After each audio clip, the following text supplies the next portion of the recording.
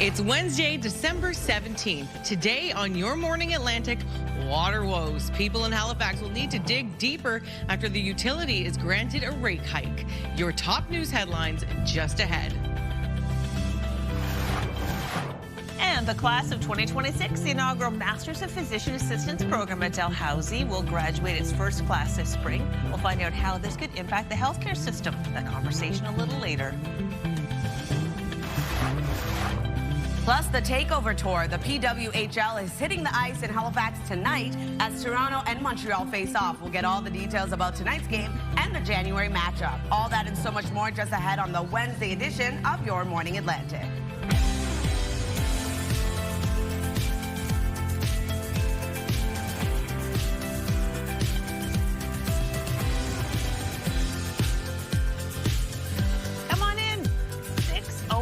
On this Wednesday, December 17th.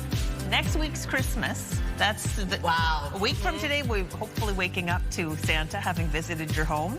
Don't adjust your sets. Suzette Belleville is filling in for Amanda today. Good morning. Amanda's taking a nice day off. I love that's a great idea. Yeah, good for her. It's nice, there's so much hustle and bustle ahead of the holidays.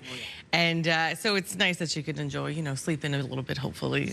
Sure. Yeah. Also, Suzette, if you ever follow Suzette's Instagram, wow. Beautiful, beautiful home. All the trees look so sparkly and thank you. Top of line. Thank you so much. Yeah, it's fun. We have a few different trees in the main area, a big one, and a couple pencil trees and little. I love decorating. It's gorgeous. Yeah, and yours too, Latif. Your tree with the bows this year. Everyone's tree has been quite beautiful, but definitely Suzette takes it to a whole. The whole house. It's like a holiday home for sure. Definitely. All right, that's all indoors, which is fine and dandy. What about outdoors today? Okay, we have another system making its way over. So it's a cold start to the day, but temperatures will be warming up above the freezing mark for many areas. So it's going to be quite a warm day ahead. But we do have a bit of mixed precipitation returning today as well. Not too bad, though. Not too bad. All right. We'll take it. Yeah, we'll take the warmer temperatures. Here's a live look at McAdam. You are going to see snow on the ground today, as we've seen many systems bring snow our way. But we do have a chance of some showers and or flurries making its way right across Atlantic Canada today. So something to keep in mind when you are heading out. It is a cold start to the day, minus 10 degrees in Fredericton, 0 into Charlottetown, 2 degrees in Halifax, minus 3 in Sydney, with minus 9 degrees in Labrador City, minus 5 setting off your day in St. John's, Newfoundland. Factor in that wind chill, going to feel a lot colder this morning, and definitely the same for Newfoundland and Labrador, that wind chill factoring in. But don't worry, temperatures will rise into the afternoon. In terms of our satellite and radar, we are going to start off quite neutral this morning. Just a bit of cloud coverage starting off your day, and then a chance of showers and or flurries will move in, clearing for parts of the maritime region into the afternoon, leaving sunshine. And in terms of the wind, it's going to pick up yet again today as of right now out of the southwest. 30 kilometers per hour in Charlottetown, 28 into Grand Etang, with 20 in Sydney, 22 in Halifax, 31 into Lunenburg, and 33 in St. John, New Brunswick. Wind gusts of up to 56 kilometers per hour right now in St. John, 44 in Yarmouth, 48 in Grand Etang, and 43 in Charlottetown. We'll take a look at your midweek forecast just ahead, but first a look at your local news with Suzette. Thank you so much, Latavia. Well, heading into Christmas, it's the last thing cash-strapped Haligonians want to hear, but they will be paying more for water in the new year. A rate hike for Halifax Water has been approved, but no actual number has been set yet. CTV's Callum Smith explains. The board says Halifax Water's rate hike ask constitutes rate shock. The utility was seeking 2 increases over 3 months, leading to a 35.6% total jump, an average residential increase of $335 annually. The board found that while Halifax Water provided a reasonable explanation about the need to increase rates to cover some of its higher costs due to inflation and other cost pressures, the board finds that other requested costs were not justified or that the utility overestimated some of them. To that end, the board's biggest rejection stems from a delay in the utility's application filing. Ultimately, the board is deferring a $24.5 million deficit recovery to later years. That would cut down the April increase by 10%, along with other demanded adjustments or cuts. We don't know yet what impact that'll have on the actual percentage increase, but we're starting at 10% cut, and we're hoping that we'll have more significant cuts following that. Halifax Water says they're reviewing the findings and directives and will take the time to understand what this means for the utility and customers. I would like to see between the two of them combined single digit. Halifax Mayor Andy Fillmore is calling on the municipal and provincial auditors general to review the utility. I agree with the majority of the board's findings. However, I am greatly concerned at the board's direction to Halifax Water to engage with HRM about whether HRM can take on some of the financial shortfalls that are contributing to Halifax Water's accumulated deficit. The timing couldn't be worse for the utility. CTV News reported yesterday that a third-party investigation is underway into allegations of financial irregularities at Halifax Water. The mayor says it's a troubling revelation on the heels of 2 boil water advisories, withholding fluoridation without public communication, and this rate hike proposal. I think this all illustrates that the challenges we have with Halifax Water haven't happened overnight. They've been building for a while. Halifax Water has 1 week to come back with a new rate proposal, but there will be little time for discussion. New rates will still take effect January 1st and April 1st. It's just a matter of how high they'll be. Callum Smith, CTV News, Halifax. A Nova Scotia woman sentenced to life in prison for strangling her 12-year-old daughter has been granted day parole for 6 months. Penny Boudreau killed her daughter, Carissa, in 2008, first claiming she'd run away after an argument outside a Bridgewater grocery store. The girl's body was found 2 weeks later on the banks of the LaHave River. Boudreau, who was granted a 60-day unescorted pass from prison earlier this year, will stay in a halfway house and can apply for full parole after serving 20 years. Well, it's designed to cut red tape. New Brunswick has become the first province in Canada to sign an agreement with Ottawa, allowing major projects to undergo a single environmental impact assessment, and the province takes the lead. We have a number of critical mineral projects that we're looking to advance, and we have to time them properly because of market conditions, the way prices move. The next project proponent will benefit from more reliable timelines, expedited collaborative processes, but no less rigor or no less work to determine if, in fact, the environmental assessment has merit. There were several questions on the status of the Sisseton mine named by the PM during a major projects announcement last month. The company is working on a feasibility study expected in the spring. And from that same news conference, there is no federal tax holiday this December, but the New Brunswick government is still trying to recover from the revenue it lost from last year's Trudeau-era policy. Premier Susan Holt says the total amounts to $50 million, while in Fredericton yesterday, Intergovernmental Affairs Minister Dominique LeBlanc hinted an agreement was in the works. Writing a check for the amount. I'm very confident that the Premier's understandable concern about what that meant to her fiscal framework will be addressed in the fullness of various arrangements that the Government of Canada can make with provinces. Premier Holt briefly said the agreement was positive for New Brunswick. And finally, a new subway stop at Rome's historic Coliseum has finally opened after long delays.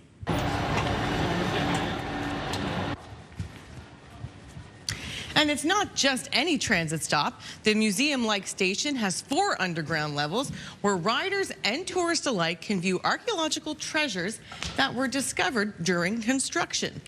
Viewers will ascend through layers of the city's history, including ancient walls and wells, before catching a glimpse of the iconic Colosseum.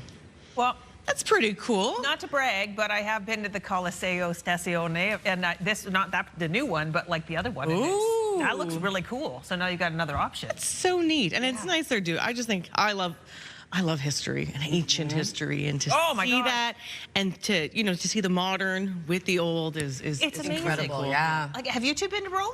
I haven't. She has, yeah. Like, it's amazing. The history's just like right there. Like, it's wild. It's hard to wrap your head around just how. I can imagine. I think Rome is one of my favorite cities in the world because it's the perfect mix of ancient history and new history, and it's safe. Rome is very safe and clean. Yeah, it's a really nice place to go. So I always tell people, if you're going to go once in Europe, go to Rome. I love Rome. Yeah. I also love Naples, though, but that's a whole other story. Let's get into this. This is actually really important news you can use, all right? The New Brunswick SPCA is warning pet owners not to get complacent when leaving pets in vehicles because the cold weather can be as harmful as the heat. A lot of people don't consider that. The warning comes after a situation in August when a dog perished in Moncton after being left in a vehicle in the heat.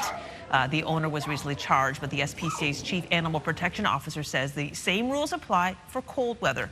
New Brunswick SPCA says it has seen increases in calls about animal mistreatment for 3 consecutive years. That's a really good point, Crystal, too, and I never thought of that, but it makes sense. It's frigid out there. It's very, very cold, so don't leave your animals in vehicles. Yeah, you don't want to be in that vehicle. I don't think the animal would want to either. Exactly. Yeah, very well said. That's important. All right, well, we still have a lot more to come this morning. A first look at your national and international headlines on this Wednesday morning. Also, Latavia will have your first full look at the all-important weather forecast. All right, let's take a live look right now at Antigonish. And it is, well, it's a little cold out there, some snow on the ground. Stay with us. We'll be right back.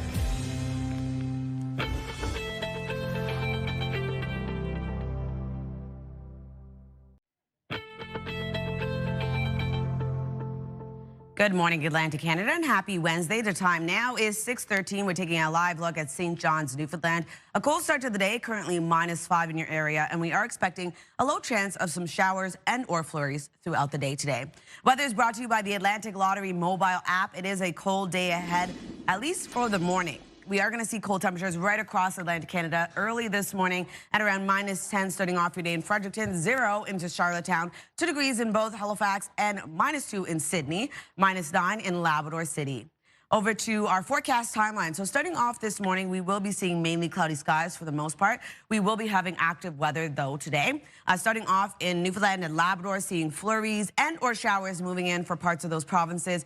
And then into the afternoon, that's when we start to see that active weather make its way over to the Maritime region. Same thing applies, a low chance of showers and or flurries throughout the day today.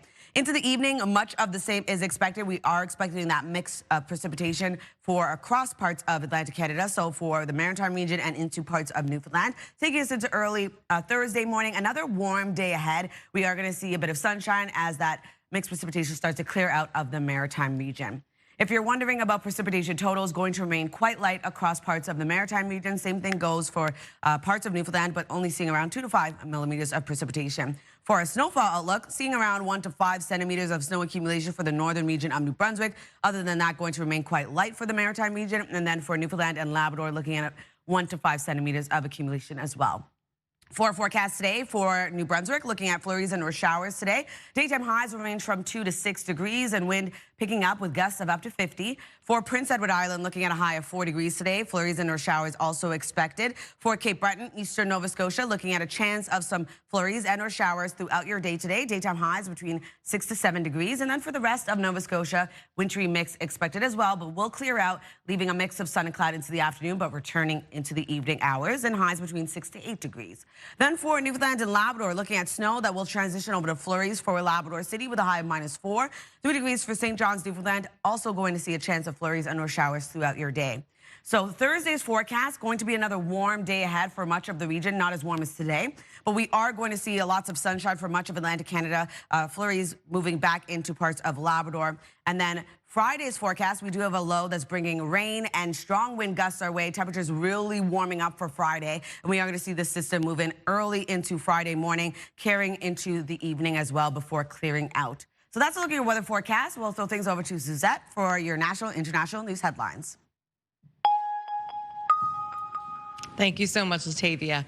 Well, Canada's governing body for figure skating has announced it will no longer host national and international level events in Alberta. The boycott is in response to the province's new restrictions on transgender athletes. CTV's Rachel Aiello has more on the decision and the province's reaction. The national governing body for figure skating in Canada says it considers a range of criteria when selecting host locations. And following a careful assessment of Alberta's Fairness and Safety in Sport Act, Skate Canada has determined that it is unable to host events in the province while maintaining its national standards for safe and inclusive sport. That Alberta Act is a new provincial law restricting transgender athletes ages 12 and up from participating in female amateur sports. In an icy response, Alberta's sport minister said by choosing to forgo events in Alberta's world-class venues, Skate Canada is denying female athletes opportunities to compete on a safe and level playing field. The boycott will not stop Alberta figure skaters from participating in Skate Canada programming and competitions. And there aren't any upcoming national or international events scheduled in the province. Still, critics of Alberta's policy say the decision sends a clear message. This is what organizations have warned about, and really this is an incredible hit to Alberta's economy. Tourism and sport is really important in Alberta. I think they may just be the first of many. What's happening here is the sporting bodies like Skate Canada are protecting their athletes. They're dealing with facts and evidence rather than political ideology. Alberta Premier Danielle Smith is now calling on Skate Canada to apologize and adjust its policy. But Skate Canada says it'll monitor legislative developments and reassess if circumstances evolve. Prosecutors in Los Angeles have formally charged Nick Reiner in connection with the killing of his parents, director Rob Reiner and his wife Michelle.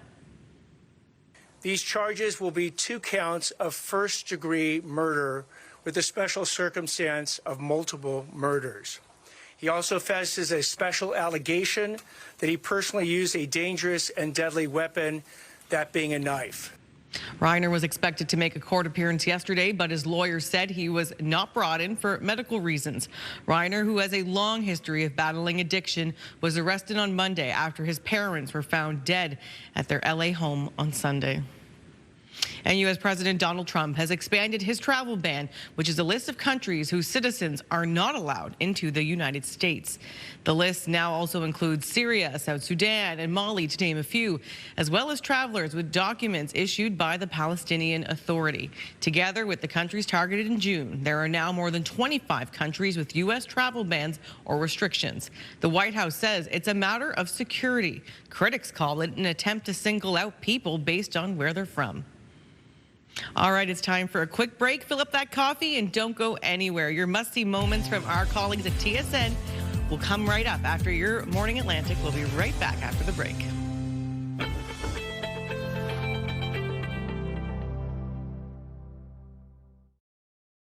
Move Mornings with Aaron and Peter. Weekday mornings on Move 100. The most fun in the morning.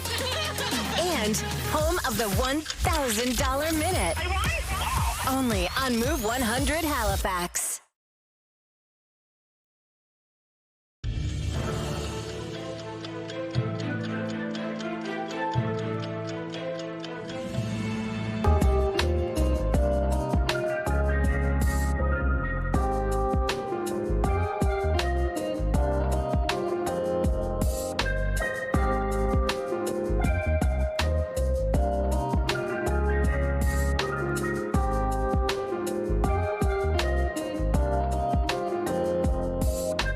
Wow, that sweater was elaborate. I wished I could have seen the dress. Right? With that 9-pound headpiece. Gorgeous. It was a day, I'll tell you that. All right, it's 6:23 and time now to check in with our friends at TSN Sports Center for today's must-see moment.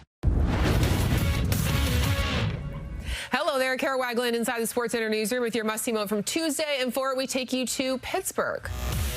Oilers and Penguins, we've seen this one before. Connor McDavid picking up a whole lot of speed past center ice. Blows by all 4 Pittsburgh defenders. Undresses his former teammate Stuart Skinner. I mean, just an unbelievable goal from McDavid, using that elite speed we know and love to break through and finish off in style. Add that to his already long highlight reel. It is your must-see moment from Tuesday. And coming up tonight on TSN, we have World Juniors pre-competition action. We have Canada taking on Sweden. Puck drop for that one gets underway at 7 p.m. Eastern Time. That's all for now from Sports Center. Have a great day.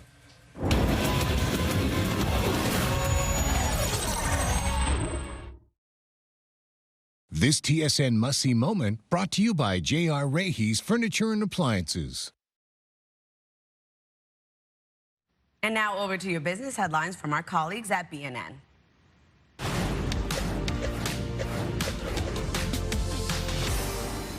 This is about a U.S. $20 billion all-stock deal between Anglo American and Teck Resources.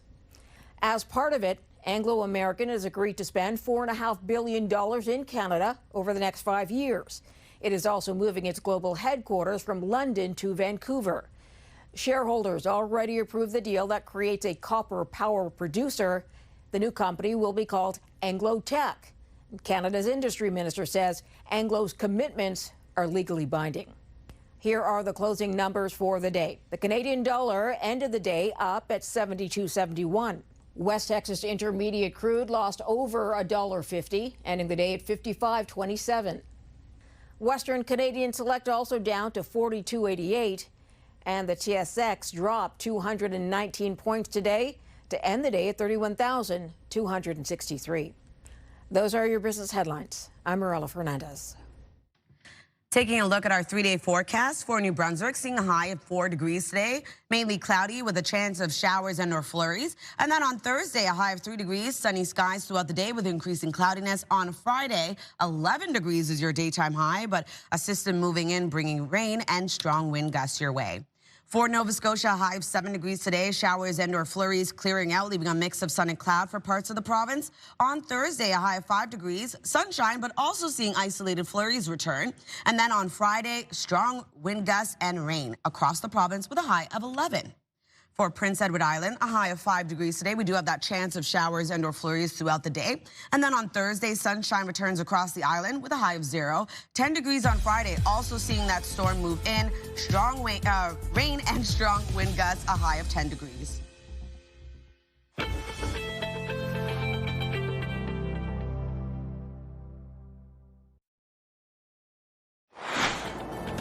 Just ahead in the Move Morning Chat is all about Christmas traditions from this region that might seem odd to the rest of the country. That's in about 15 minutes on Your Morning Atlantic. Got it.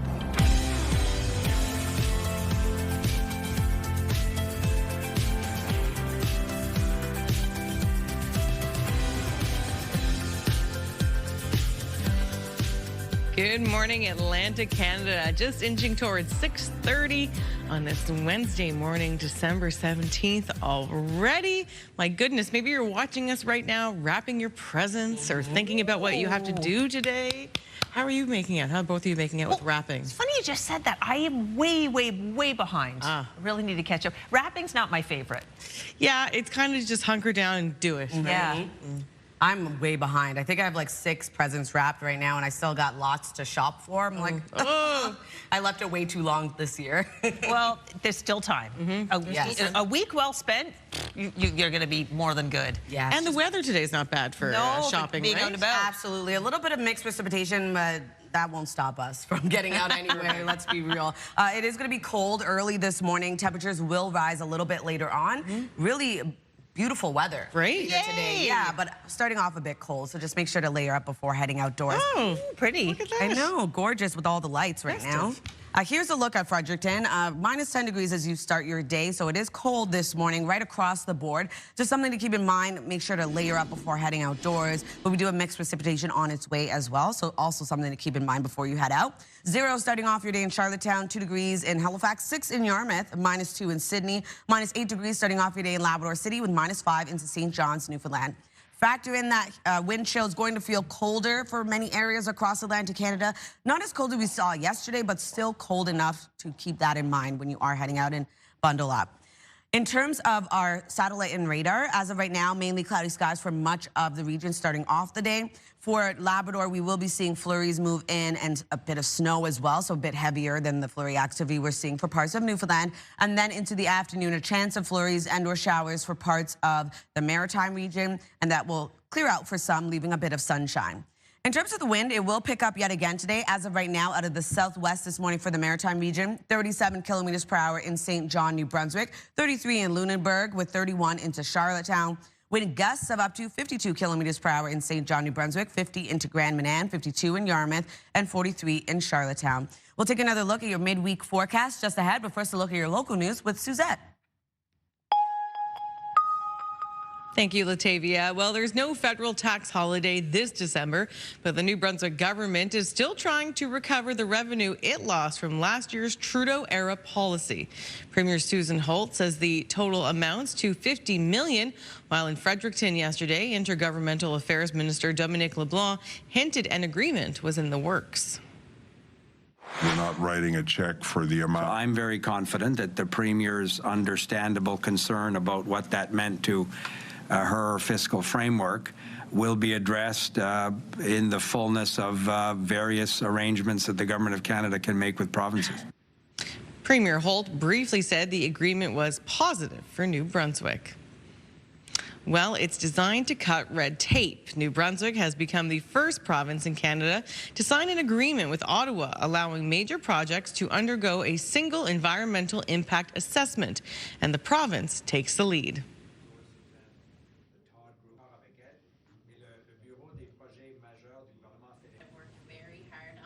There were several questions on the status of the Sisson mine named by the PM during a major projects announcement last month.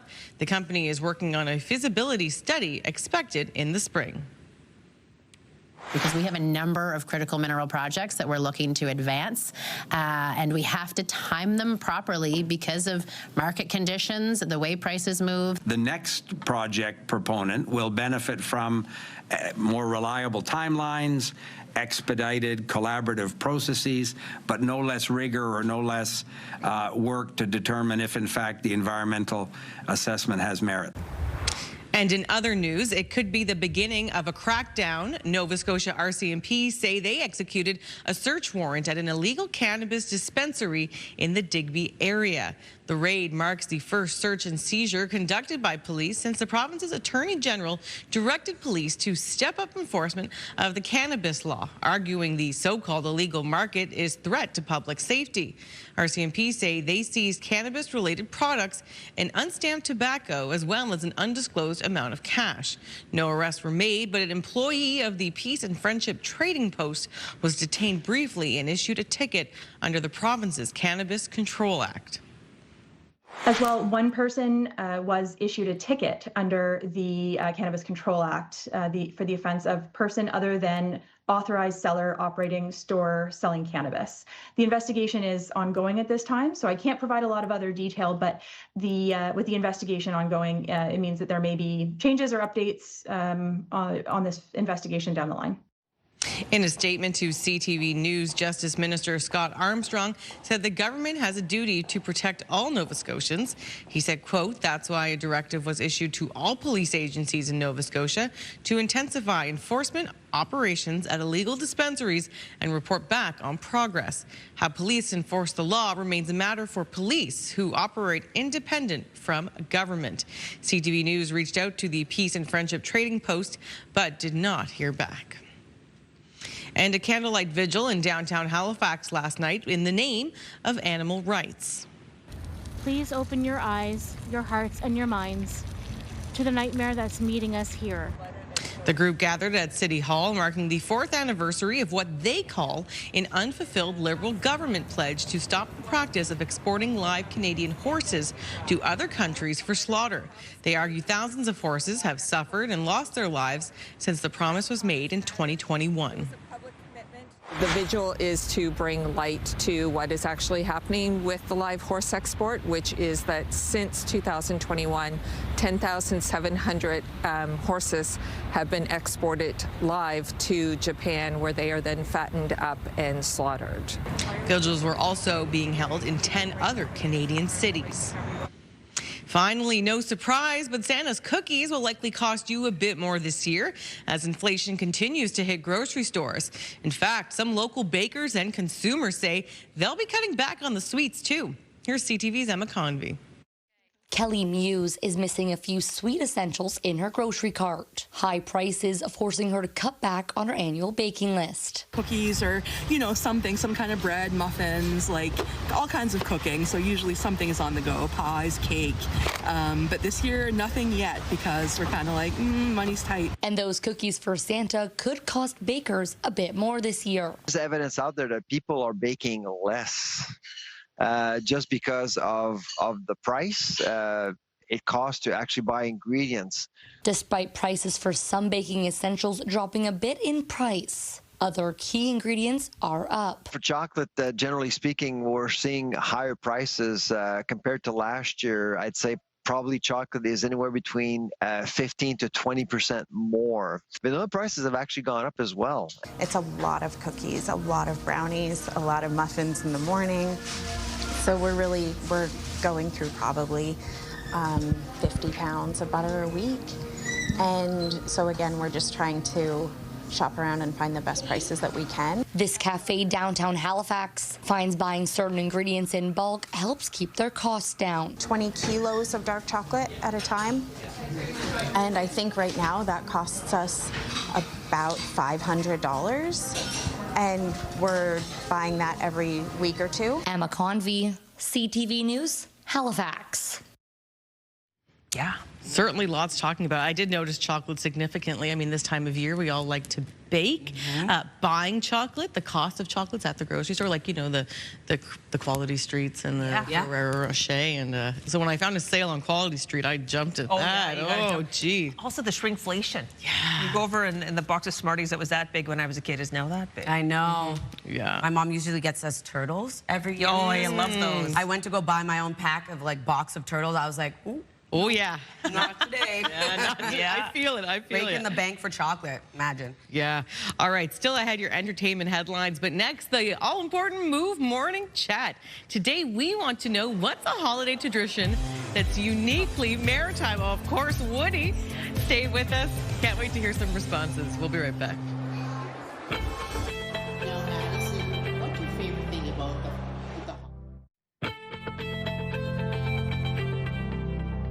Good morning and welcome back. The time now is 6:41. We're taking a live look at Lunenburg. It is 4 degrees starting off your day, so not too bad. We are expecting a chance of some isolated showers throughout your day today. Just something to keep in mind when you are heading out. It is a cold start to the day for much of Atlantic Canada, but don't worry, temperatures are expected to warm up a little bit later on. But as of right now, it is minus 10 degrees in Fredericton, a bit warmer in Charlottetown at 0, minus 2 degrees in Sydney with 2 into Halifax, minus 8 in Labrador City and into Gander, minus 5 in St. John's in Newfoundland.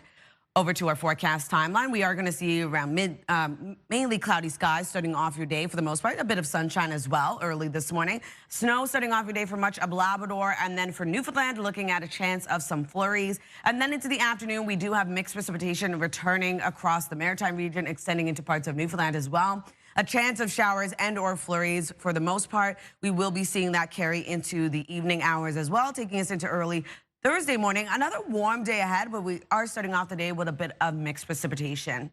Over to our rainfall outlook. It's going to remain quite light across parts of the Maritime region, only seeing around 2 to 5 millimeters for parts of Newfoundland. And for our snowfall outlook, we're looking at around 1 to 5 centimeters of accumulation for northern New Brunswick and around 1 to 5 centimeters as well across Labrador and parts of Newfoundland. For our forecast today for New Brunswick, looking at daytime highs that will range from 2 to 6 degrees. Flurries and or showers throughout your day today. Wind out of the southwest, 30 gusting to 50. Prince Edward Island, same thing applies. We're looking at a chance of some mixed precipitation throughout your day, a high of 4 degrees, wind gusts of 50 kilometers per hour. And then for Cape Breton, eastern mainland Nova Scotia, some isolated flurries and or showers as well for you today. Daytime highs between 6 to 7 degrees, wind gusts of 50.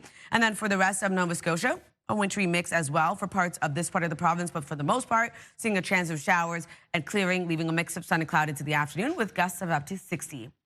And then for Labrador City, looking at a high of -4. Snow will transition over to flurries into the evening with a high of 3 degrees for St. John's and Newfoundland. Looking at a chance of flurries and or showers throughout your day. So Thursday's forecast, lots of sunshine for much of Atlantic Canada. Pretty warm temperatures yet again. And then we are going to see a chance of flurries return for parts of Labrador. Friday, a really warm day ahead, but we do have a low pressure system bringing strong winds back around and rain for much of the Maritime region. We will be seeing snow return for parts of Labrador and seeing that wintry mix return for parts of the region, but for the most part, looking at some showers and or rain into the evening. So that's a look at your weather forecast. We'll throw things over to the Move Morning Chat.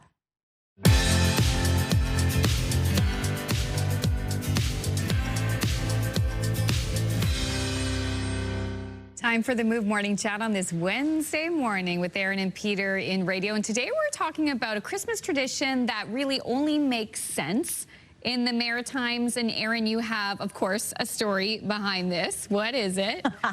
You know what? I guess we're extending a little bit past the Maritimes. We're just going East Coast in general because one of our favorite traditions here on Move 100 is our annual Newfoundland Slush Day. So Peter and I do this on the last Friday before Christmas. We've been doing it for a few years now, where I will make Newfoundland slush. If you've never had it, you're not familiar with it. It's like a ready to make frozen cocktail, okay? And you add pineapple juice and sugar and maybe a little bit of rum, and then you top it off with some sparkling water. Anyway, it's become such a fun tradition for us. But if we told anybody else outside of the Maritimes, outside of Eastern Canada, it's Newfoundland Slush Day, everybody would be like, what are you talking about? Yeah. And you're all invited over, by the way, Friday. Yeah. Okay, because we're going to have our slush day on that day. Yes, please. I always see you make it, Aaron, but I had no idea what it is, so I need a cup as well. It's so good. Okay, so I will kind of add to that as well. This is a tradition around this time of year that only makes sense, I think, in the Maritimes or on the East Coast, and that is the porch fridge. As in, you've got your fridge so full of food, maybe you're lucky enough to have a second fridge and it's also full of food. You have to extend your fridge out into the porch or on your deck. So that's where often the beverages go. And you hope that it doesn't warm up too much or get too cold because that's where they're going to live over the whole Christmas season.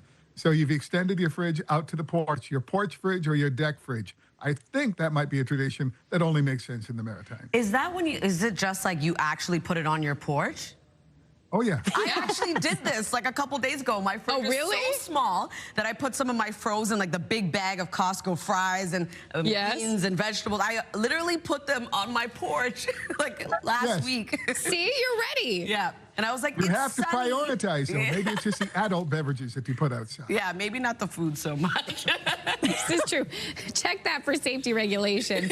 Funny you mentioned the slush because we've had Katie Kelly's mom, Janice, on the show over the years to cook for us around the holidays, and she has made the slush, and I have to tell you, it was delicious. Really? Very good. Very fun, too. Okay, a Christmas tradition that only makes sense in the Maritimes is not taking your child to the mall to see Santa Claus, but instead taking your child to see Woody the talking Christmas tree. Perfect.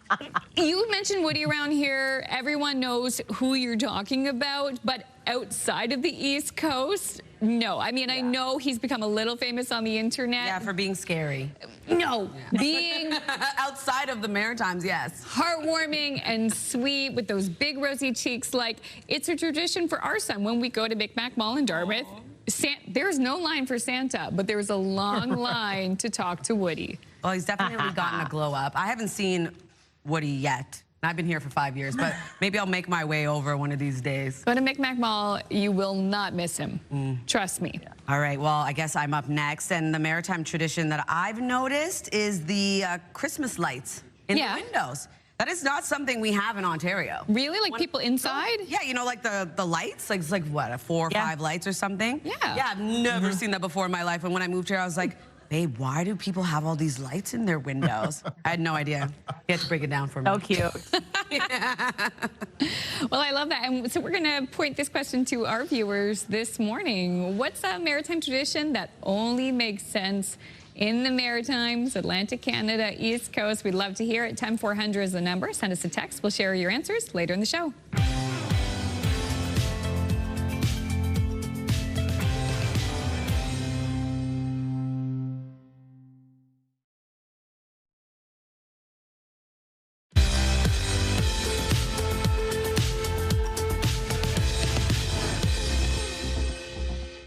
All right, we're going to head over to Hollywood and take a look at your entertainment headlines.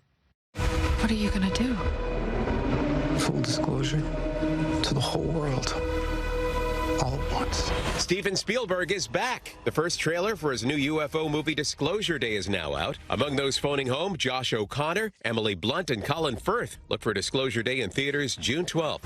And so it begins. The first official trailer for season 2 of The Pit is out now. The HBO medical drama returns January 8th. Disco queen Donna Summer was posthumously inducted into the Songwriters Hall of Fame Monday. Summer, who wrote hits including Bad Girls and She Works Hard for the Money, passed away in 2012 at the age of 63. Don't need to be perfect. I just wanted to feel right. The film Springsteen, Deliver Me From Nowhere is coming to digital. The movie, which chronicles the making of Bruce Springsteen's 1982 album Nebraska, is set to hit digital platforms on December 23rd. Disney is the parent company of 20th Century Studios and ABC News. I'm more the great indoors type of guy. And happy birthday to the reluctant traveler and comedic actor Eugene Levy. He turned 79 today. And that's what's happening in Hollywood. Dave Packer, ABC News.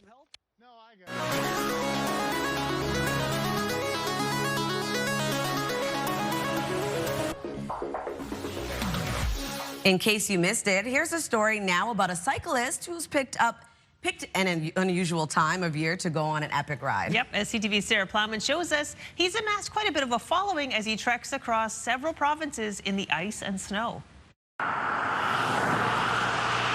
Donnie Eaterai is on the move,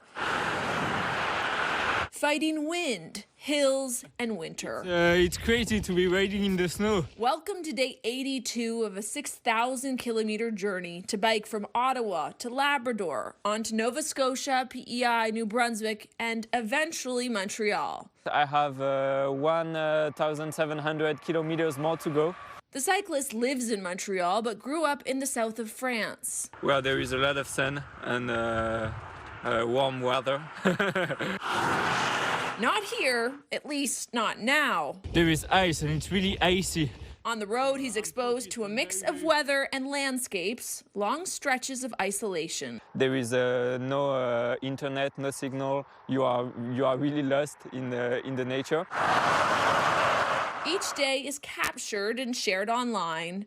Quelle belle journée. Fans are following. I'm so excited to be able to see you today. Someone cooked that for me. Strangers have offered food, shelter, or support. I think it's fantastic and a little crazy. But he's also camped, fueled by granola bars and a sense of discovery. On social media, he calls himself Little Donnie. I feel like we are so small in this world. And it's like the adventure is really big. The cyclist has met a lot of people on his journey, and many ask the same question. Why is he doing this in winter? I just love it. I just like it. And that's what I want to do with my life adventures. And so he keeps pedaling with his sights on the rest of New Brunswick and then Gaspé Peninsula soon. There is a lot of snow. It's going to be icy, but it's the last push. Open to the open road and whatever he finds along the way. Sarah Plowman, CTV News, near Miramichi, New Brunswick. All right, let's take a look at what's happening now in your news headlines. Water woes Haligonians to dig deeper after the utility is granted a rate hike. And a Nova Scotia woman sentenced to life in prison for strangling her 12-year-old daughter has been granted day parole for 6 months. And New Brunswick has signed an agreement with Ottawa streamlining the environmental impact assessment process. Those details coming up in your local news headlines. But first, let's have a look at that all-important 3-day forecast with Latavia. Thanks, Suzette. We're going to take a look at New Brunswick first. It's going to be a warm day ahead, 4 degrees for your daytime high, mainly cloudy skies with a chance of showers and or flurries expected throughout the day. On Thursday, another warm day ahead, 3 degrees with lots of sunshine. We do have increasing cloudiness into the afternoon. On Friday, a high of 11 with rain across the province. Nova Scotia also dealing with a wintry mix today, clearing for parts of the province, leaving a mix of sun and cloud with a high of 7. On Thursday, 5 degrees is your daytime high, mainly sunny skies with isolated flurries. On Friday, 11 degrees is your daytime high with rain expected. Prince Edward Island dealing with a wintry mix today with a high of 5, 0 on Thursday with sunny skies. And then on Friday, we're looking at scattered showers throughout the day, evening rain, but a high of 10.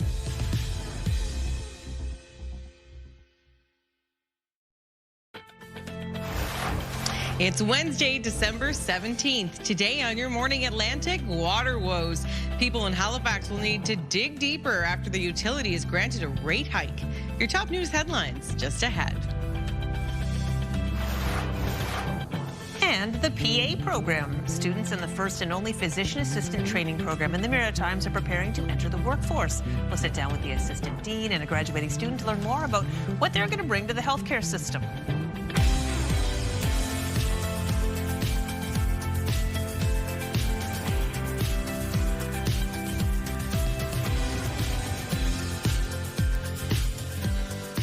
Good morning, Atlantic Canada. Thank you so much for joining us. The time now is 7 o'clock on December 16th. Time 17th. Yeah. There you go. Time is just flying by. I think it is. 8 days till Christmas. Yeah, well, isn't Christmas morning a week from today? Or Christmas Eve is a week from today. Christmas Eve is a week Christmas Eve is a week from today. There we go. Still, the time is really ripping by. Yeah. Wow. And it's looking decent. I don't want to, cross any bridges yet, but it looks like there might be some flurries perhaps in the Really? forecast. Oh, Inching nothing's more closer to the holidays. Oh, Yes. gosh. Well, the forecast extends right now till Monday and Tuesday. We are looking at some isolated flurries tracking for the beginning of the week. Great. So hopefully that sticks around for Christmas as well. Romantic. Let's hope. Fingers crossed. Not a blizzard, but just a nice to have Oh, gosh. Big, white dusting. like snowflakes, we can all hold hands and say, Yahoo. Right? Yeah, exactly. Oh my gosh, that'd be amazing. In any case, today's the day it's going to be, and it's not a day like that. It's going to be warmer, you're saying? Yeah, we're going to see over the next couple of days really warm temperatures headed our way.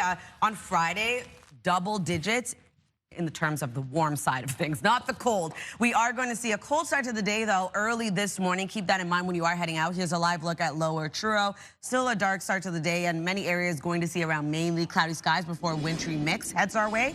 So also keep that in mind before heading out on your morning commute.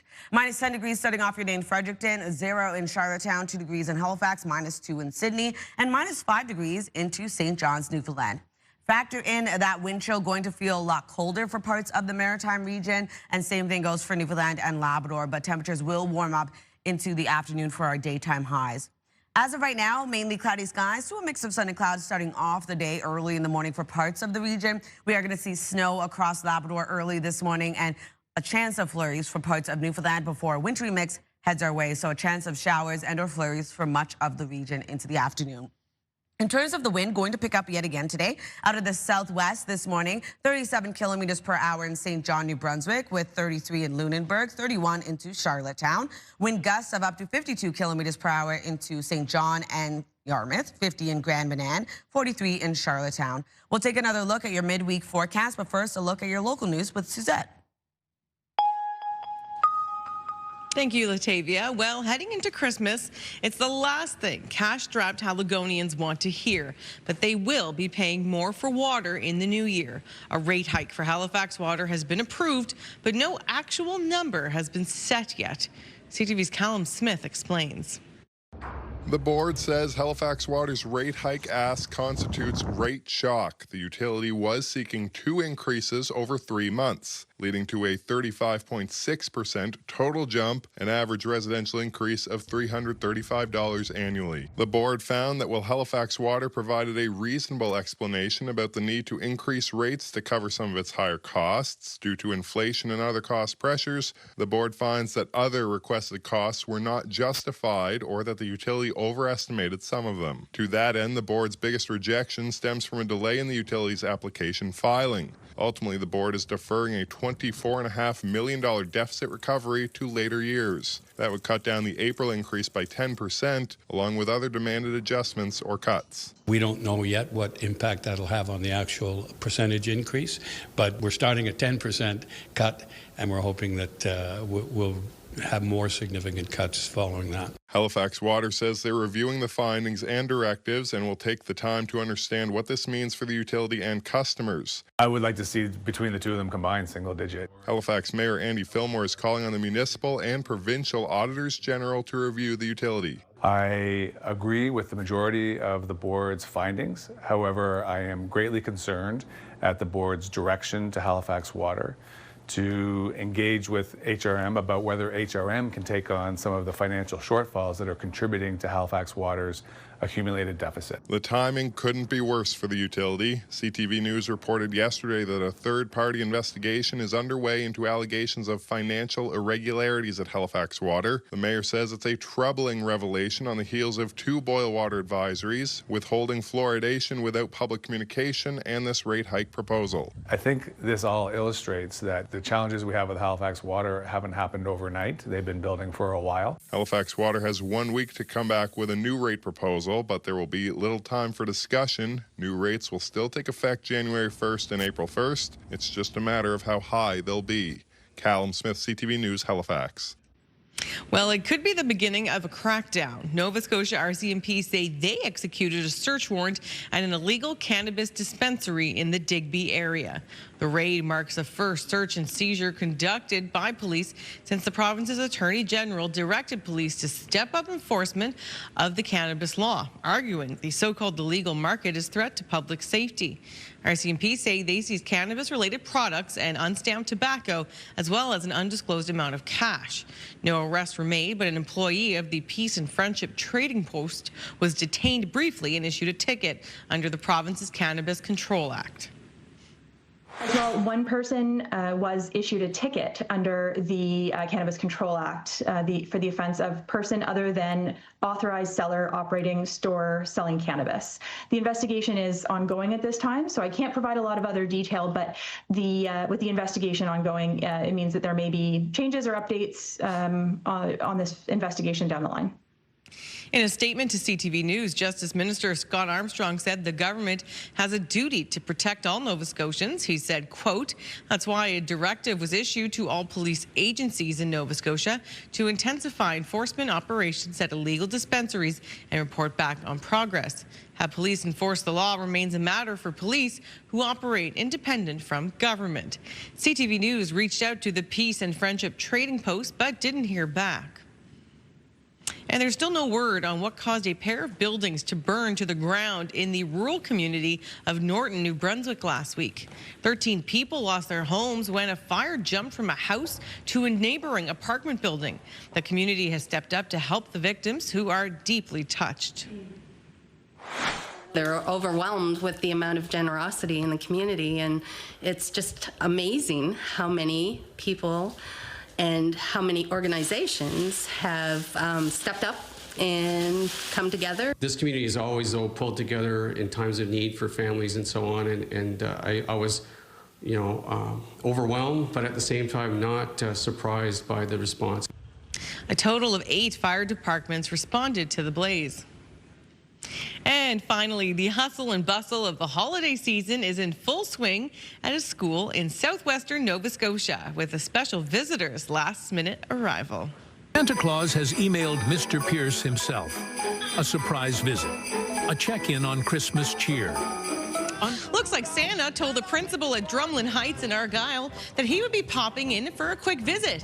Needless to say, that sent the teachers and staff into full Christmas mode, decking the halls, baking, and even ugly Christmas sweaters. They made sure they were ready for the big guy in red. And away went Rudolph, whistling like a saber jet.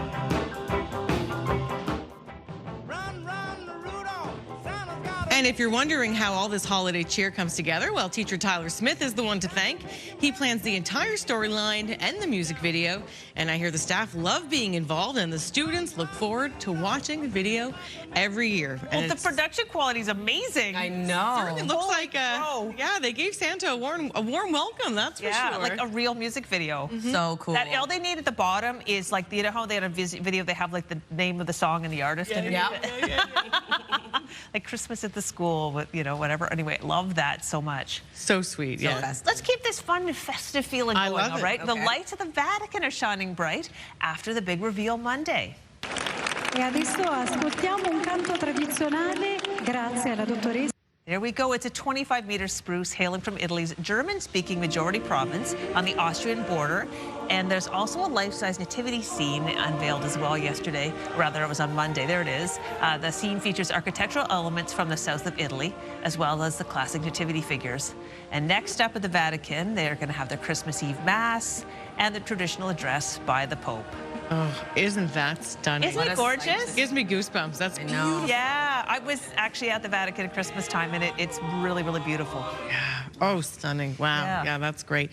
All right, we still have a lot more to come this morning. We'll have your national news, international headlines, and Latavia will have a look at the all-important forecast because people are still shopping and wrapping and buying food, and there's a lot going on.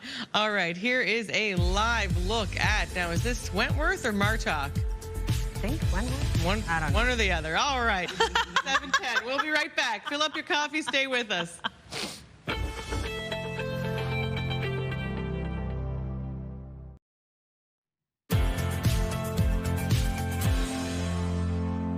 Welcome back. The time now is 7:13. We're taking a live look at Moncton. 3 degrees starting off your day, so not too bad. It is going to be cold for much of the region early this morning, but temperatures will rise a little bit later with a wintry mix headed our way. Weather is brought to you by the Atlantic Lottery mobile app. As of right now, it is -8 degrees as you head outdoors in Fredericton, 1 degree in Charlottetown rather, and -1 in Sydney, 3 degrees in Halifax, -5 into St. John's, Newfoundland. Over to our forecast timeline, we are going to see partly cloudy to mainly cloudy skies early this morning. And for Labrador, looking at snow tracking across much of the province. For Newfoundland, starting off with a bit of flurry activity. Into the afternoon, we will be seeing mixed precipitation return, so a chance of showers under flurries for parts of Atlantic Canada. That takes us into this evening as well, when we're going to see that wintry mix continue into early Thursday morning. So if you're wondering about our precipitation totals, going to remain quite light for the Maritime region and seeing around 2 to 5 millimeters for parts of Newfoundland. Then for the snowfall outlook, an additional 1 to 5 centimeters expected for northern New Brunswick and around 1 to 5 centimeters as well for parts of Labrador and Newfoundland. Over to our forecast today for New Brunswick. We are expecting a chance of flurries and/or showers throughout your day today. Daytime highs ranging from 1 to 6 degrees, being the warmest into St. John. And we are going to see wind gusts of up to 50 kilometers per hour. For Prince Edward Island, highs between 4 to 5 degrees. We're also seeing a wintry mix expected throughout your day today, around a 30% chance of it happening. Wind gusts of up to 50. And then for Cape Breton, eastern Nova Scotia, highs between 6 to 7 degrees today. Flurries and/or showers expected as well. And for the rest of Nova Scotia, starting off the day with a chance of showers, that will clear, leaving a mix of sun and cloud. Daytime highs between 6 to 8 degrees, being the warmest into Shelburne. Then for Labrador City, starting off the day with snow, that will transition over to flurries into the evening, a high of -4. 3 degrees for St. John's, Newfoundland, looking at a chance of showers and/or flurries for you as well. For Thursday's forecast, a much warmer day ahead yet again. We're going to start seeing those temperatures get warmer and warmer as we inch towards the end of the week. We do have flurries for parts of Labrador, and then we do have another low pressure system making its way over for Friday, the warmest day of the week. We are expecting, for the most part, strong wind gusts and rain moving in across the Maritime region, extending into Newfoundland and Labrador as a wintry mix. That's a look at your weather forecast. We'll throw things over to Suzette. Thank you so much, Latavia. Well, to international news, prosecutors in Los Angeles have formally charged Nick Reiner in connection with the killing of his parents, director Rob Reiner and his wife, Michelle. These charges will be 2 counts of first-degree murder with the special circumstance of multiple murders. He also faces a special allegation that he personally used a dangerous and deadly weapon, that being a knife. Reiner was expected to make a court appearance yesterday, but his lawyer said he was not brought in for medical reasons. Reiner, who has a long history of battling addiction, was arrested on Monday after his parents were found dead at their LA home on Sunday. And the first funeral has been held in Australia for one of the 15 victims killed in the mass shooting on Bondi Beach. The coffin of Rabbi Eli Schlanger was taken into a synagogue in Sydney where crowds showed up to pay their respects. CTV's Judy Trin is tracking the investigation and new video from Sunday's violent shooting that has claimed the lives of at least 15 people. Before the mass shooting began, dashcam video reveals how a couple tried but failed to disarm one of the Bondi Beach attackers. Boris Gurman and his wife Sophia were among the 15 people killed. It would appear that there is evidence that this was inspired by a terrorist organisation, by ISIS. Homemade Islamic State flags were visible in the suspect's car. Inside, authorities also found improvised explosive devices. 50-year-old Sajid Akram was killed by police. His 24-year-old son Naveed was also shot and is in hospital. Police are investigating why the duo traveled to the Philippines just last month. Specifically, who were they interacting with in Mindanao, which is known to be an ISIS stronghold? In fact, ISIS had tried to carve out an independent state there. Meanwhile, grief grows at the memorial. The youngest victim is a 10-year-old girl named Matilda. I was thinking it's bad reception. I don't hear something well. And after when I started screaming, I just started screaming. I couldn't understand. Menorahs continue to be lit across the globe. On Parliament Hill, Hanukkah celebrated as an act of defiance against anti-Semitism. Candles lit by Jews while Christians and Muslims gathered in support. This is a very difficult time for the Jewish community, and so to be amongst friends and to know that I could count on both allyship in the Christian and the Muslim community has been a source of hope. A Canadian intelligence assessment done after the Bondi Beach attack found that there are no credible threats to Jewish holiday events in this country. But that same report also found that a violent act by a lone actor is a possibility. Judy Trin, CTV News, Ottawa. All right, it is 7:19 here on Your Morning Atlantic. Stay with us. We will be right back after the short break.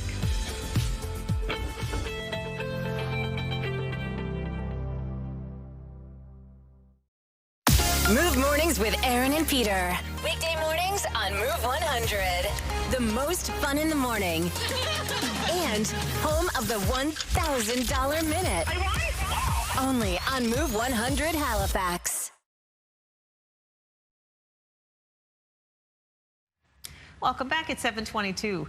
Now, the inaugural class of the Maritime's only Physician Assistant Master Program at Springbok Convocation will soon be entering the workforce. The two-year program at Dalhousie University turns students into medically trained professionals who work alongside doctors and other healthcare professionals to meet the growing needs of our healthcare system.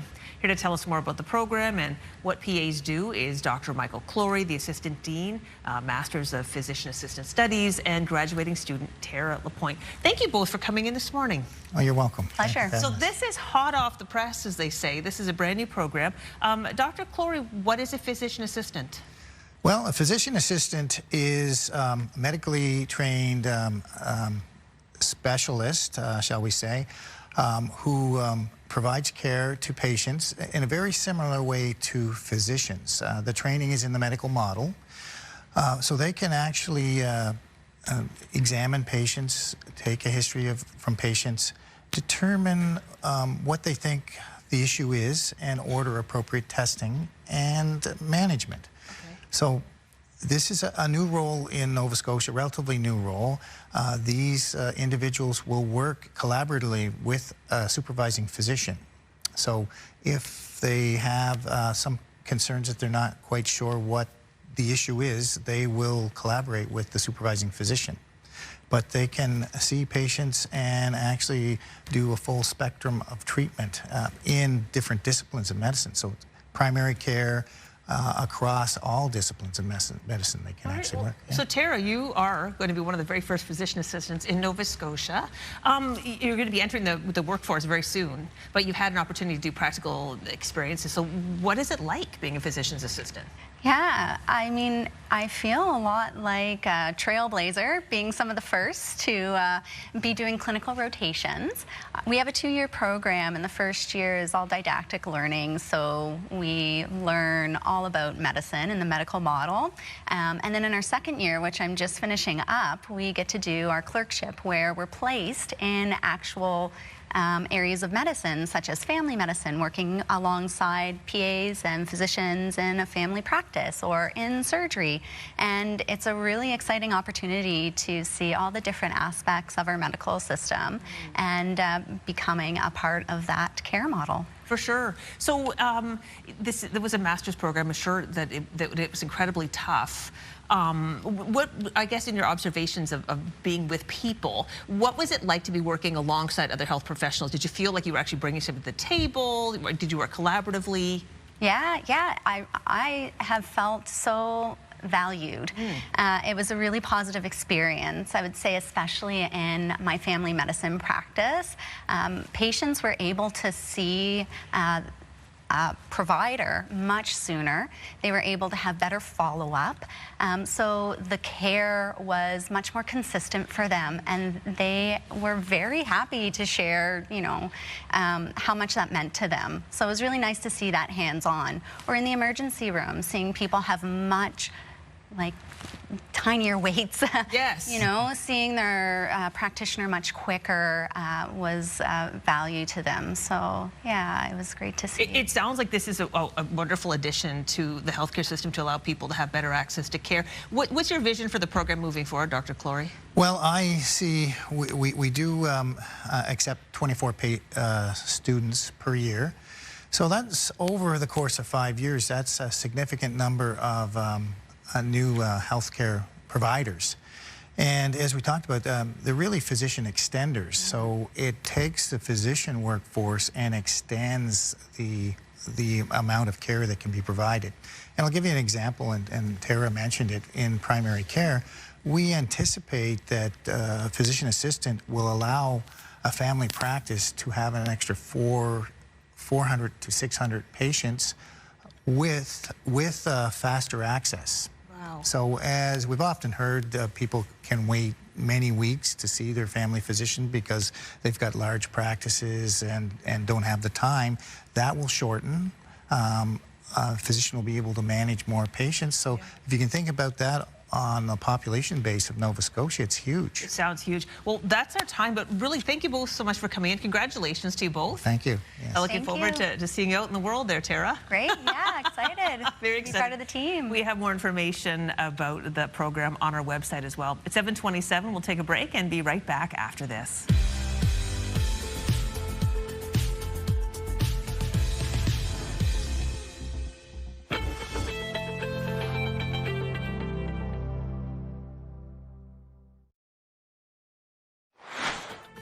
Coming up in this half hour, do you still have presents to buy? The important thing is not to panic. We'll get some last-minute gift suggestions that could help you finish off that Christmas list. That's just ahead, right here on Your Morning Atlantic.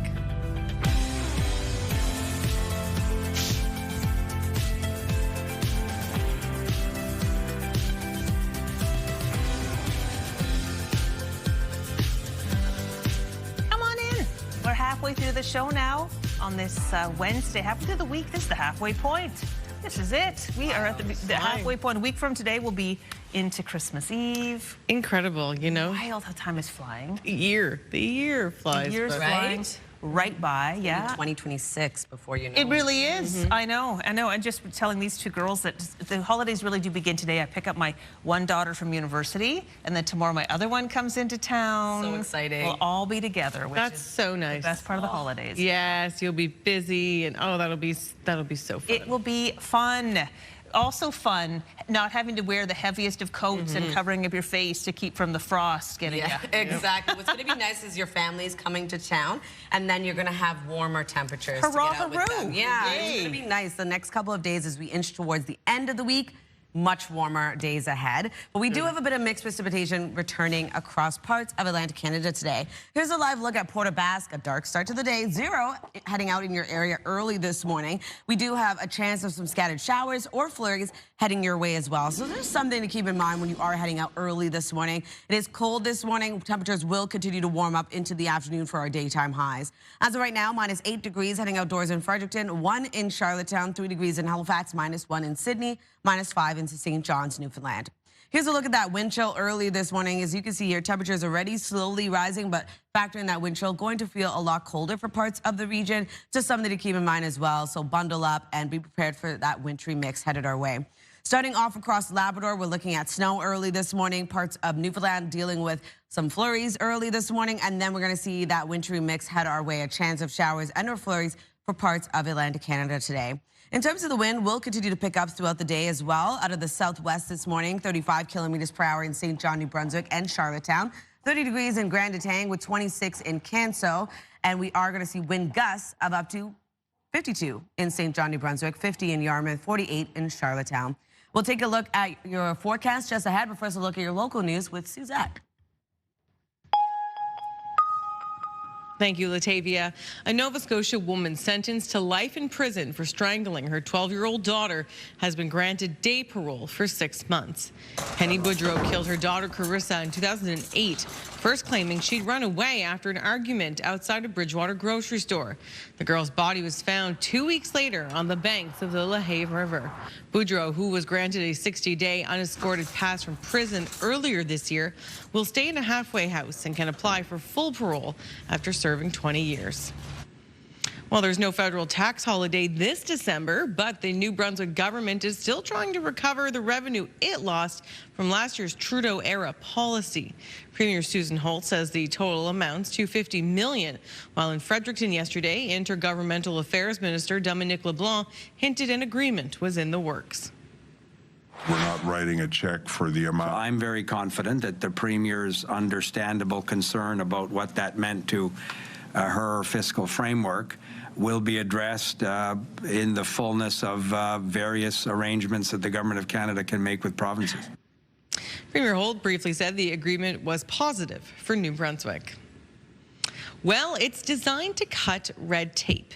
New Brunswick has become the first province in Canada to sign an agreement with Ottawa, allowing major projects to undergo a single environmental impact assessment, and the province takes the lead.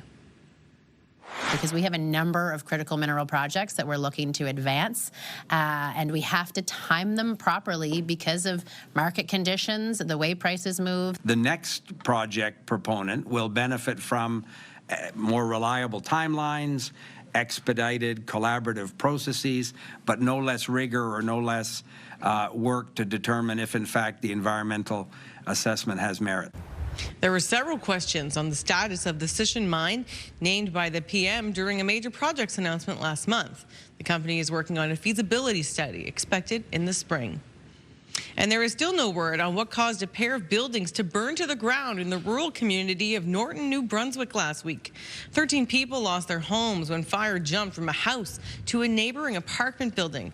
The community has stepped up to help those impacted, and they are deeply touched. They're overwhelmed with the amount of generosity in the community, and it's just amazing how many people and how many organizations have stepped up and come together. This community is always, though, pulled together in times of need for families and so on, and I was, overwhelmed, but at the same time not surprised by the response. A total of 8 fire departments responded to the blaze. Finally now, I know we've shown you some impressive gingerbread houses on the show before, but take a look at this masterpiece built right here in our own backyard. Look at this beautiful creation on display at the Digby Pines Resort in Digby, Nova Scotia, of course, Southwest Nova. Pastry chef Chelsea Clipston spent weeks planning, crafting, baking, and assembling this gingerbread replica of the Pines. It's on display in the Grand Lounge for the entire Christmas season, and I think it's absolutely stunning, just like something you'd see in a Christmas movie, right? Isn't that beautiful? Okay, I love it. I love old hotels like this. If you want to get me a gift, just get me a night at the Digby Pines. Perfect. They have gorgeous pool. Really? Oh, yeah. Looks beautiful. So they're open in the winter. Yep. This winter again. Yep. Wonderful stuff. Oh, gosh. Yep, it'll be on display probably till the new year. They said the Christmas season, so Yay! I'd say right into the new year. Oh, look at that. And away from Chelsea. Yeah. Big timing. Starting us live. Yes, yeah. From that dresser. I love, you want to call it. I love when you can see, Ooh, it lights up. I mean, that's a lot of work, right? Gorgeous. Oh, yeah. Very cool. And I mean, gingerbread houses are not for the faint of heart. They're not easy to build. At least I don't find they're easy. Oh, no, not at all. No. So, that's congratulations. Definitely worth the trip to Digby, and gosh, what a treat. Okay, speaking of treats, this is really bizarre. Okay, Denny's, you've heard of them. Yeah. Restaurant chain. They're rolling out a new promotional product, limited edition shoes called Sticky Kicks. No. The diner chain says they're the first ever sneakers made with real Denny's syrup. So Sticky Kicks will be available now at the dinerdrip.com. They will cost $200 US. The syrup is sealed in a tiny packet. It's purely decorative, so it's on the side. See, that's the syrup packet. A warning out there that it's only for decorative purposes. Do not use it to eat. Who would? Wow. I mean, I guess if you're a shoe collector, sure. Yeah, right? Neat idea. And I guess $200 for fancy kicks is actually not that bad. Or if you're, if you're a big, regular at Denny's, maybe it's your thing. So yeah, who knows? Okay, exactly. Or if you find yourself ever lost in the woods, maybe you could eat it. Just puncture it and just pour it on exactly. oil. I'd rather have the pancakes they showed in the promo. Exactly. All right, well, we have reached the midway point of this midweek show, but we still have so much more to come, so please stay with us. Just after the break, Latavia has that all-important weather forecast. forecast. We know as that hustle and bustle continues. And then if you need last-minute gift ideas, don't look anywhere but here. Your shopping is not done. Don't worry. We'll get some ideas. Stay with us. It is 7:39. We'll be right back. Reduces fine lines and signs of aging with dermatologist-optimized blends of red, blue, and infrared light.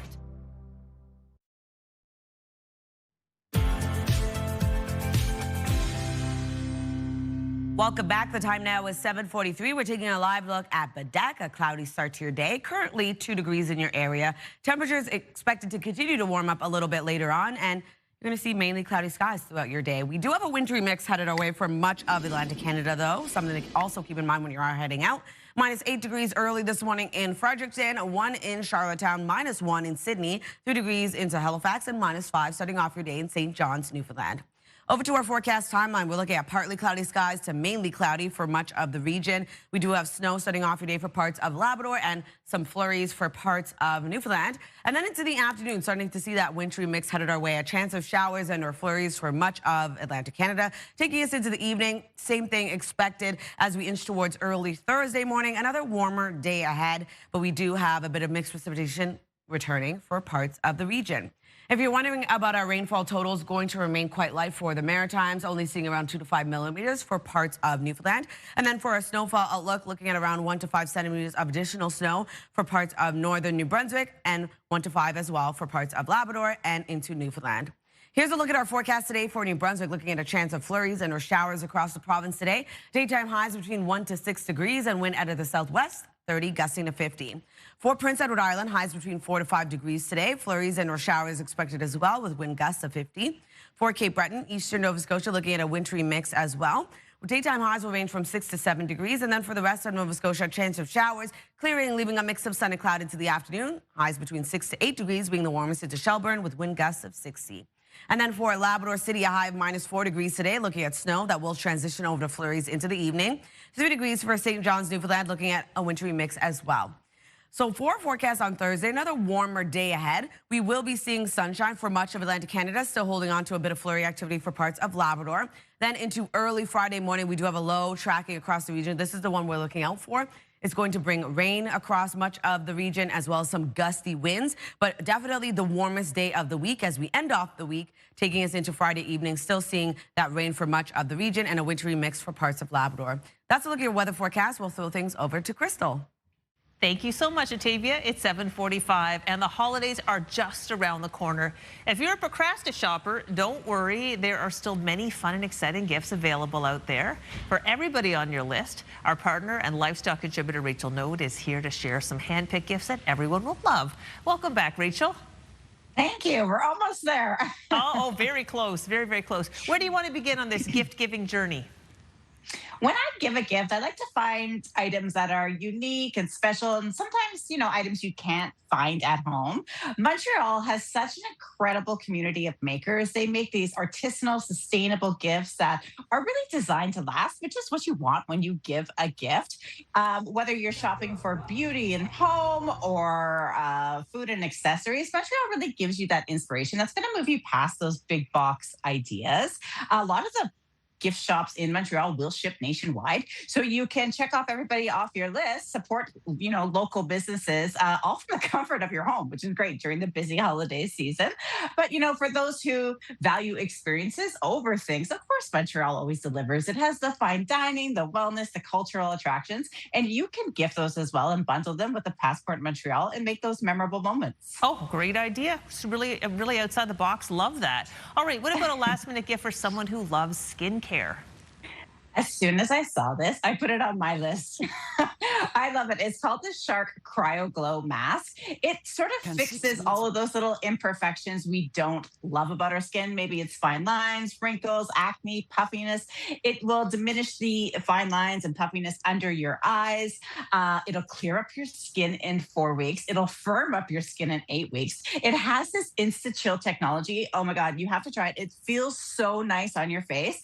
And it's got these blue and red LED lights, and it just helps you relax while you get firmer, brighter skin. Yeah, and it's the time relaxing. That's worth the price of admission right there. I love it.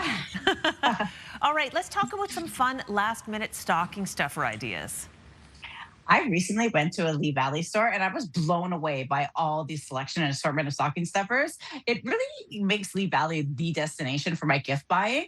I grabbed this little pocket knife, which I thought was great for the adventurer in the family. I also picked up these rechargeable hand warmers. I thought this was fun for like somebody who goes on those early morning dog walks, or maybe they're a hockey parent and they're sitting in a cold rink. And then the last one is actually, it's practical, but it's not something you would buy for yourself, so it makes a good stocking stuffer. It's the Rescue Me car escape, and it comes with this little tool that will break your window and cut your seatbelt, and it just hangs on to your keychain, so it's easy to keep in your car, and you just shop it out your local Lee Valley. Genius. They really do have great stocking stuffer ideas at Lee Valley for all ages too, for sure.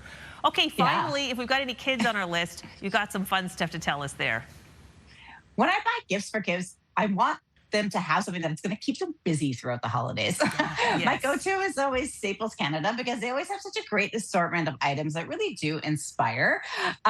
Just in time for their 20th anniversary and the holiday season, Staples is getting back to what really matters with their That Was Easy campaign, which really takes the stress out of shopping so families can just unplug and create and engage together. I grabbed this Exploding Kittens board game, which I thought was really fun for family game night over the holidays. The artist in your family is going to love the Crayola marker airbrush art kit. They can, use that through the holidays and create some fun stuff. You could shop this at in Staples store at the Learn and Play section, but you can also find it online at staples.ca. Yeah, I love that. Those are great ideas and fun for everybody too, to keep everybody busy over the holidays. Rachel, thanks. These are great suggestions. Thank you. That was our partner and livestock contributor, Rachel Node. Now we'll turn our attention over to Suzette with health and medical news. Thank you so much, Crystal. Well, in health and medical news now, Canadian Blood Services is reducing its reliance on the U.S. for life-changing plasma drugs. It's one of the topics in Your Health with Amanda Debison.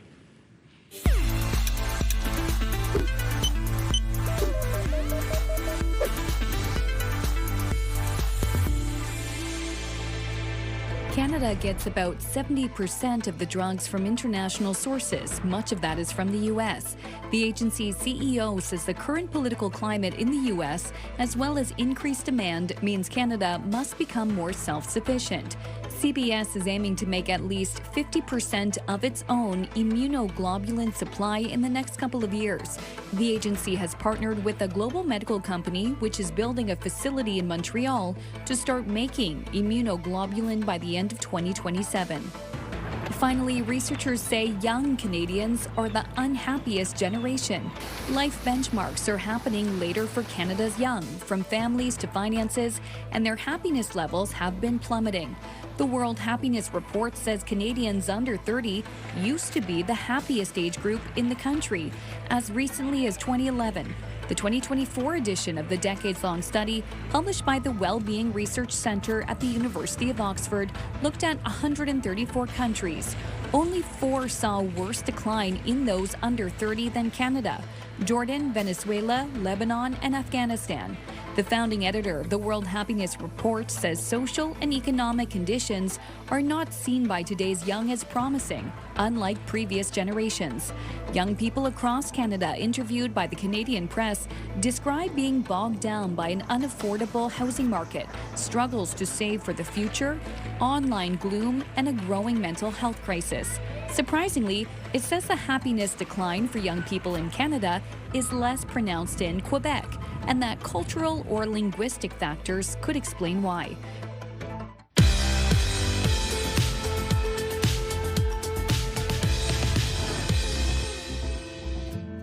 We have no milestones to pass along for you today, but if you'd like to see previously aired milestones or find out how to submit one, head to our website by scanning the QR code on your screen. And a reminder, milestones must be received 2 weeks in advance. Milestones, brought to you by the Berkeley Retirement Residences. Love this stage of life. Today, the banjo is enjoying a resurgence in popularity, in part to one epic player who's going viral. Yep, the social media star has won the hearts of followers all over the world for her banjo playing and her little buddy. ABC's Danny New explains. There are all sorts of ways to control a puppet. But how about by using a banjo? It's nice to be like, ah, I've found something that I enjoy that other people enjoy too.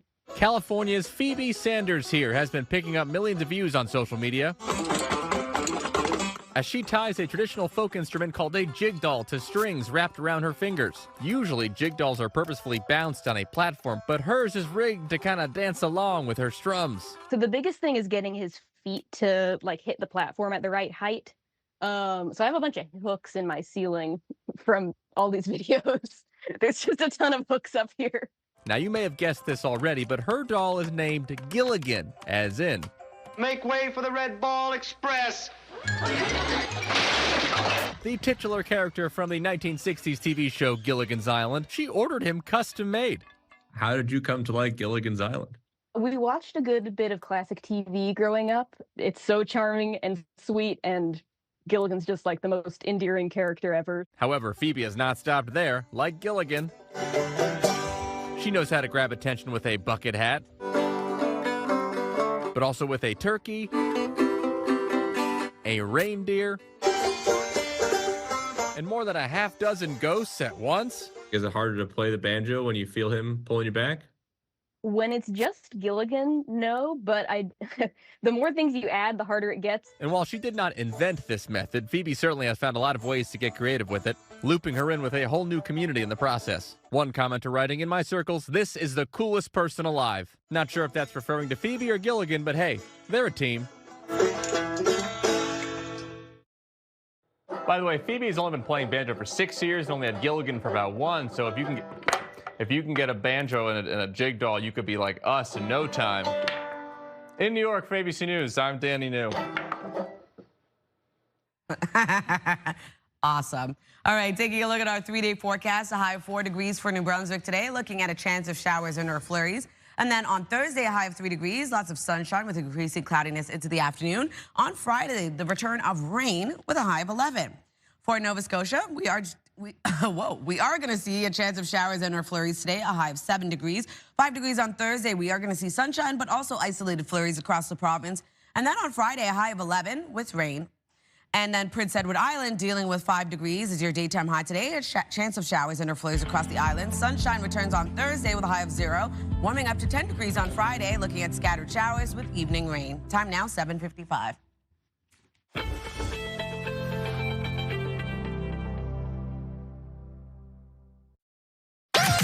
The #1 morning show in Halifax. Turk, Megan, and Amateur Alex. And home to the biggest artists. Halifax's #1 hit music station. 101.3 Virgin Radio.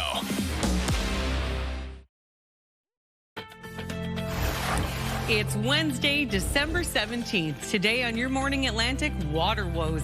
People in Halifax will need to dig deeper after the utility is granted a rate hike. Your top news headlines and more just ahead. And the takeover tour, the PWHL hits the ice in Halifax tonight. We'll get all the details on the Toronto-Montreal matchup and chat about the success of the Women's Professional Hockey League. Those stories and more just ahead in the third hour of Your Morning Atlantic.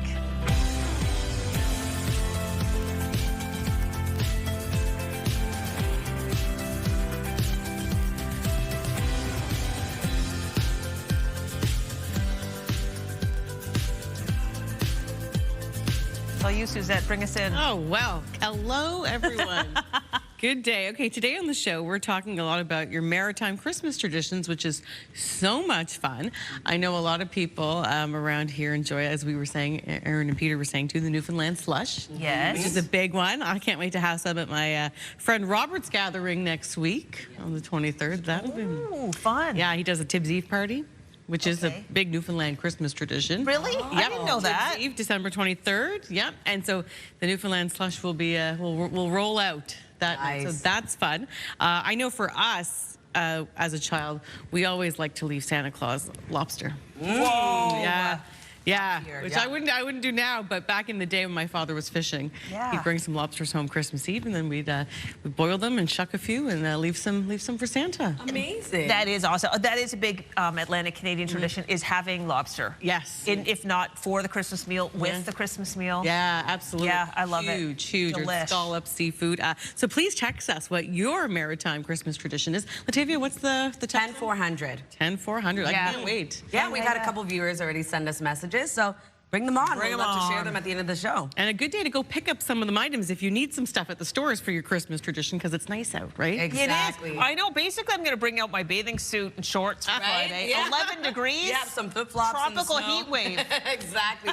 Honestly, by the end of the work week, it's going to be quite warm. We're talking double digits above the freezing mark. So Wow. it's going to be a nice day to head out starting off today. We do have a bit of mixed precipitation, but a very low chance of it happening. Here's a live look at Halifax this morning. It is colder starting off today for parts of Atlantic Canada, but already 3 degrees heading outdoors in Halifax as of right now. And we will be seeing sunshine into the afternoon for parts of the region as well. So here's a look at our current temperatures. -8 degrees in Fredericton, a bit warmer in Charlottetown with 1 degree, -1 in Sydney, and -5 into St. John's, Newfoundland. And as I mentioned, temperatures will warm up, but as of right now, factor in that wind chill, going to feel a bit cooler for parts of the maritime region and into parts of Newfoundland and Labrador.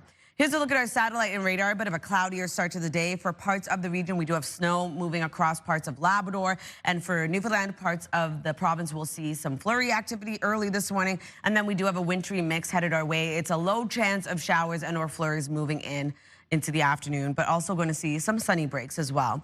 In terms of the wind, we'll be picking up out of the southwest this morning, 35 kilometers per hour for St. John, New Brunswick, 31 into Lunenburg and Yarmouth, 35 into Charlottetown. Wind gusts of up to 52 kilometers per hour right now in St. John. We are looking at 50 for Yarmouth, 48 into Grand Manan and Charlottetown. We'll have another look at your long-range forecast just ahead, but first a look at your local news with Suzette. Thank you, Latavia. Well, heading into Christmas, it's the last thing cash-strapped Haligonians want to hear. But they will be paying more for water in the new year. A rate hike for Halifax Water has been approved, but no actual number has been set yet. CTV's Callum Smith explains.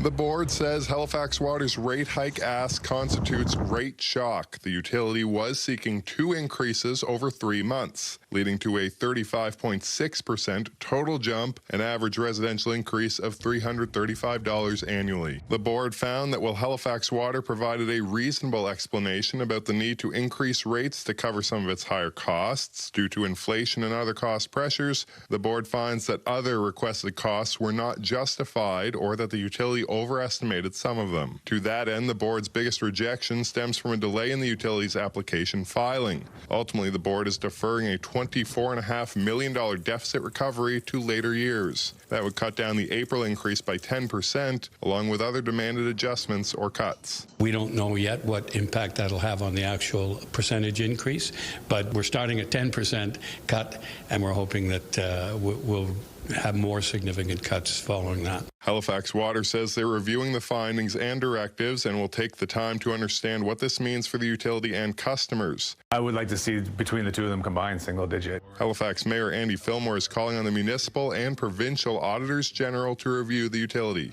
I agree with the majority of the board's findings. However, I am greatly concerned at the board's direction to Halifax Water to engage with HRM about whether HRM can take on some of the financial shortfalls that are contributing to Halifax Water's accumulated deficit. The timing couldn't be worse for the utility. CTV News reported yesterday that a third-party investigation is underway into allegations of financial irregularities at Halifax Water. The mayor says it's a troubling revelation on the heels of 2 boil water advisories, withholding fluoridation without public communication, and this rate hike proposal. I think this all illustrates that the challenges we have with Halifax Water haven't happened overnight. They've been building for a while. Halifax Water has 1 week to come back with a new rate proposal, but there will be little time for discussion. New rates will still take effect January 1st and April 1st. It's just a matter of how high they'll be. Callum Smith, CTV News, Halifax. Well, it could be the beginning of a crackdown. Nova Scotia RCMP say they executed a search warrant at an illegal cannabis dispensary in the Digby area. The raid marks the first search and seizure conducted by police since the province's Attorney General directed police to step up enforcement of the cannabis law, arguing the so-called illegal market is a threat to public safety. RCMP say they seized cannabis-related products and unstamped tobacco, as well as an undisclosed amount of cash. No arrests were made, but an employee of the Peace and Friendship Trading Post was detained briefly and issued a ticket under the province's Cannabis Control Act. As well, one person was issued a ticket under the Cannabis Control Act for the offense of person other than authorized seller operating store selling cannabis. The investigation is ongoing at this time, so I can't provide a lot of other detail, but with the investigation ongoing, it means that there may be changes or updates on this investigation down the line. In a statement to CTV News, Justice Minister Scott Armstrong said the government has a duty to protect all Nova Scotians. He said, quote, "That's why a directive was issued to all police agencies in Nova Scotia to intensify enforcement operations at illegal dispensaries and report back on progress.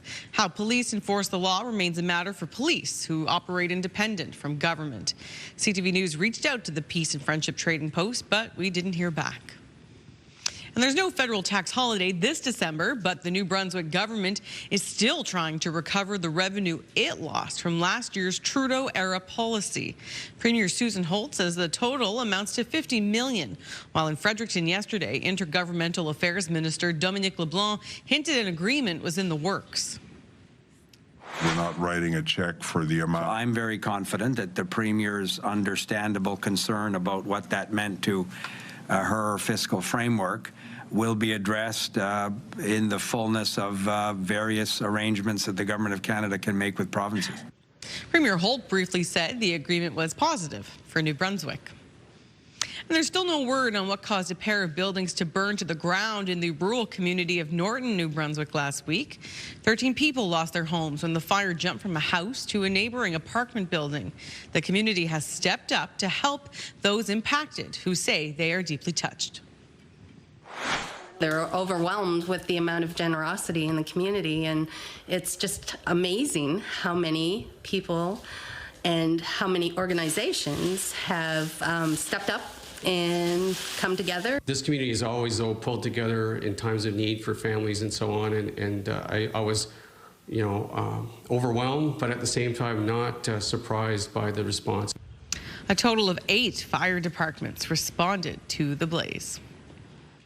Finally, the trailer for the second chapter of Stranger Things Season 5 has arrived. This whole time, everything we have ever assumed about the Upside Down has been dead wrong.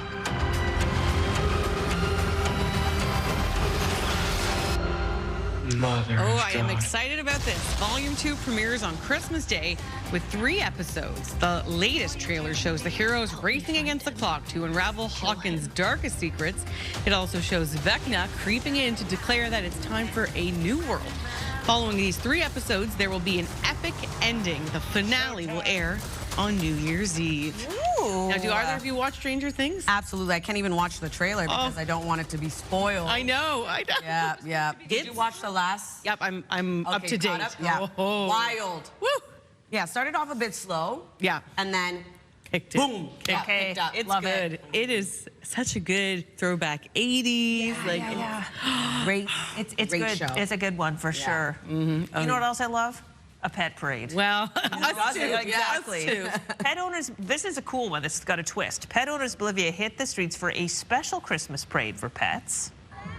So get this. First of all, it's delightful. We love showing the video. Okay, he's thinking inside the box. It's a most festive vaccine clinic, actually, in the world. Way. Owners and their pets had an opportunity to stop and get their pets caught up on their shots because it was a requirement to participate. Amazing. Isn't That's that genius. neat? Yeah, that's so cool. Genius. Yeah, and then of course everybody costumed up, dogs, owners, the whole business, and they sent us this video and we're saying thank you very much. Oh. I don't know if the Quinpool one, if they made it a vaccination clinic, I think it would top this one because like that little dog going around in that remote control car we showed on the show. Adorable little carriers. Oh my goodness. Well, you can't beat that. So cute. It's so cute. And look at the temperatures of Bolivia. We'll be hitting those temperatures on the weekend. Yeah, right? Pretty well. One could only hope. Oh, that's good. All right. Well, there's time for one more or another break coming up, but we hope you'll stay with us. Fill up your coffee or your tea. Latavia has the forecast coming up next. Let's take a live look right now at, this is in Bedeck. Bedeck, a beautiful look at Bedeck this morning. Snow covered on Cape Breton Island. All right, we'll be right back.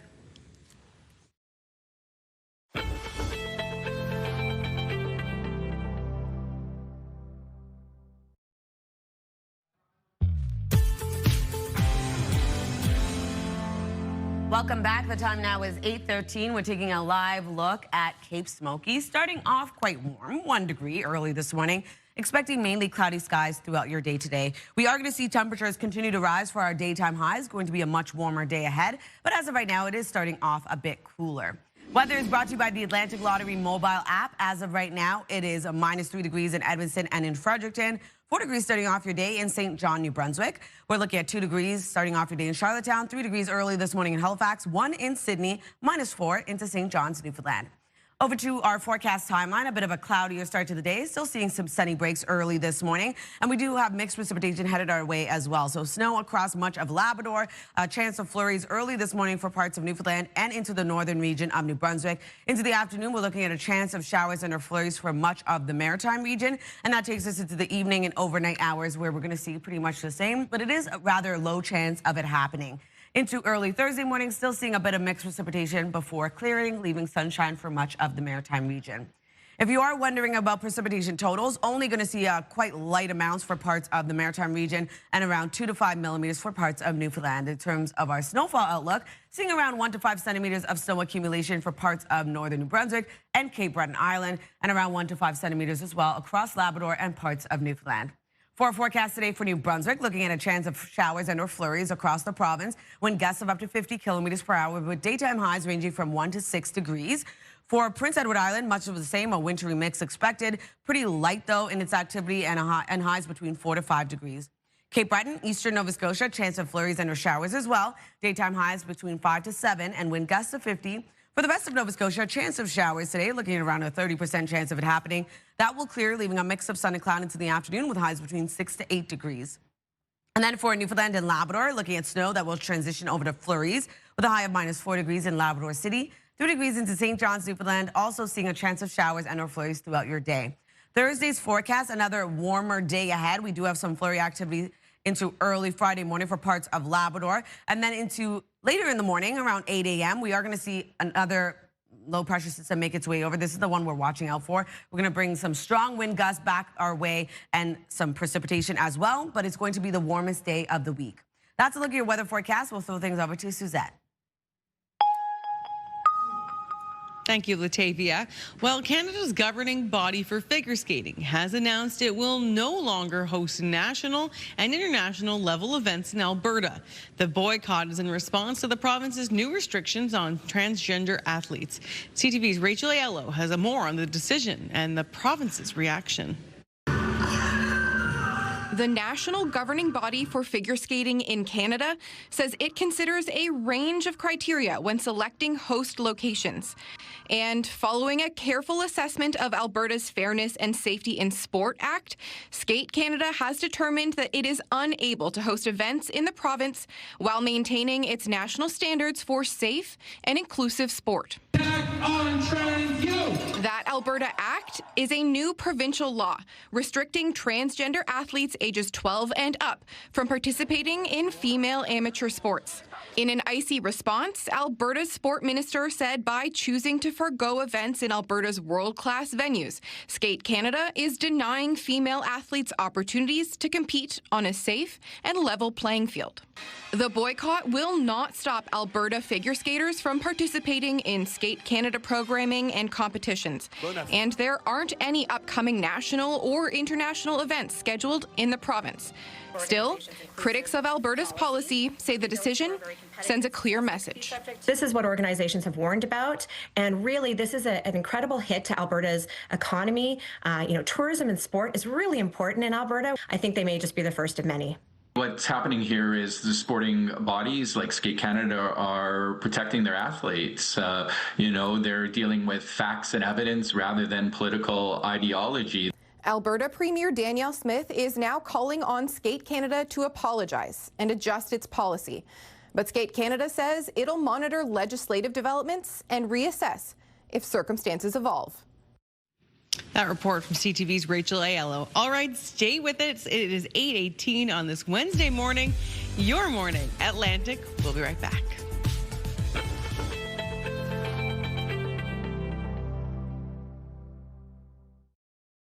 Move Mornings with Aaron and Peter. Weekday mornings on Move 100. The most fun in the morning.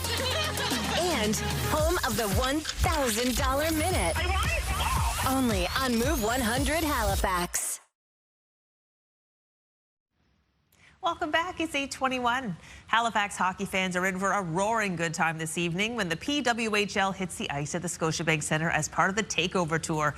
Toronto and Montreal will go head-to-head in an epic battle, which is one of 16 neutral site games this season, bringing the top women's hockey players in the world to cities across North America, including Halifax. Joining us now to talk about tonight's game and the anticipation is Executive Vice President of Strategy and Business Development at Events East, Suzanne Fougier. Good morning, Suzanne. Hi, Crystal. How are you? I'm great. Great to see you again. Love your jacket. Thank you so much. It's great to see you, too. It's an exciting day. It sure is. Okay, let's talk about the Scotiabank Centre tonight. What does it mean to the Scotiabank Centre to be hosting one of these 16 games on the Takeover Tour? Well, 2, actually. Well, tonight for us is, 2. Tonight's an exciting milestone for us to be kicking off the PWHL Takeover Tour here in Halifax. And we're so excited that we have not 1, but 2 games. So a game tonight and then another game in January. And it's really just amazing to see the growth in female women's sport. And we're so excited to be part of tonight's celebration. Well, I understand that tickets have sold very well. How are ticket sales going for tonight's game? Well, we can tell you from the initial on sale that there was very high demand for tonight's game as well as for the game we have in January. There are a select few tickets left for any hockey fans out there who want to be part of tonight. So I would say stay tuned and get online if you're looking for tickets. But we're just really excited to see the uptake from the fans. And we know that our fans are going to give these women an amazing celebration. And they're so excited to welcome them here to Halifax. Yes, it's such great news. In your opinion, Suzanne, do you think we're going to see a PWHL team in our region? Certainly, we would hope to see a PWHL team come to the region. They're currently looking at expansion across North America, and it's a very competitive process. We're always interested in expanding the mix of events that we host at Scotiabank Centre. And if they're interested in Halifax, I can tell you that we're very interested in them. Yeah. What do fans need to know before heading out to the game tonight? Well, tonight is Montreal versus Toronto, which is, perhaps one of the best rivalries that we see in Canadian hockey. For anybody who wants to get a little bit closer to the athletes, I would encourage people to come down early. We're looking to get a players' tunnel going at 5:30 outside of Scotiabank Centre to really show these women a warm Halifax welcome. And I'd encourage people to come early, make your signs, get excited, and cheer on these women tonight. Whoa, that's really exciting. What about merch and such? Will people be able to get PWHL merchandise at the game tonight? Absolutely, yeah. There'll be full merchandise available for PWHL as well as for the 2 teams competing this evening. So lots of opportunities to kind of wear the brand loud and proud, celebrate the growth of the PWHL, and cheer on your favorite team. Wow, it sounds like it's going to be super exciting. Let's take a second to tee up the January game. It's between Ottawa and Boston. Yes, that's right. So January 11th, Sunday afternoon at Scotiabank Centre, we will see Boston versus Ottawa. And that'll be another amazing celebration, some of the best in female hockey.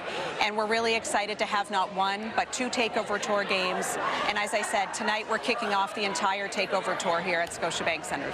That is so exciting. No pressure, to set the tone for the entire tour. But you and your team do such a great job. I'm always impressed how you can invent the space for every different kind of event. You really are incredible. Thank you. Thank thank you so much, and thank you for the opportunity, Crystal. Oh, it's our pleasure. We appreciate it so much. Good luck tonight. I know things are going to go off without a hitch, and I love the whole player tunnel and everything. It's going to be so exciting. Have a great day and good luck. Yeah, it's going to be a great night. We're really excited. Wonderful. All right, that is Suzanne Frazier with Events East talking to us live from the Scotiabank Centre, where things are going to be incredible. If you don't have your tickets, a few left, but we put the information on our website about the PWHL games in Halifax. We'll turn our attention now over to Latavia. Thanks, Crystal. We'll take another look at the 3-day forecast. New Brunswick will see mainly cloudy skies with a chance of showers and or flurries, a high of 4 degrees. On Thursday, looking at a high of 3, lots of sunshine starting off your day, increasing cloudiness into the afternoon. And on Friday, 11 degrees is your daytime high with rain and gusty winds across the province. For Nova Scotia, a high of 7 degrees today. We do have a chance of showers and or flurries clearing for parts of the province, leaving a mix of sun and cloud. And then on Thursday, a high of 5 degrees, mainly sunny skies with isolated flurries. 11 degrees on Friday with periods of rain across the province, and gusty winds return as well. Prince Edward Island's looking at a high of 5 degrees today and showers and or flurries across the island. Then on Thursday, sunny skies across the island with a high of 0. Friday looking at 10 degrees is your daytime high, scattered showers, transition over to rain into the evening. Time now 8:26.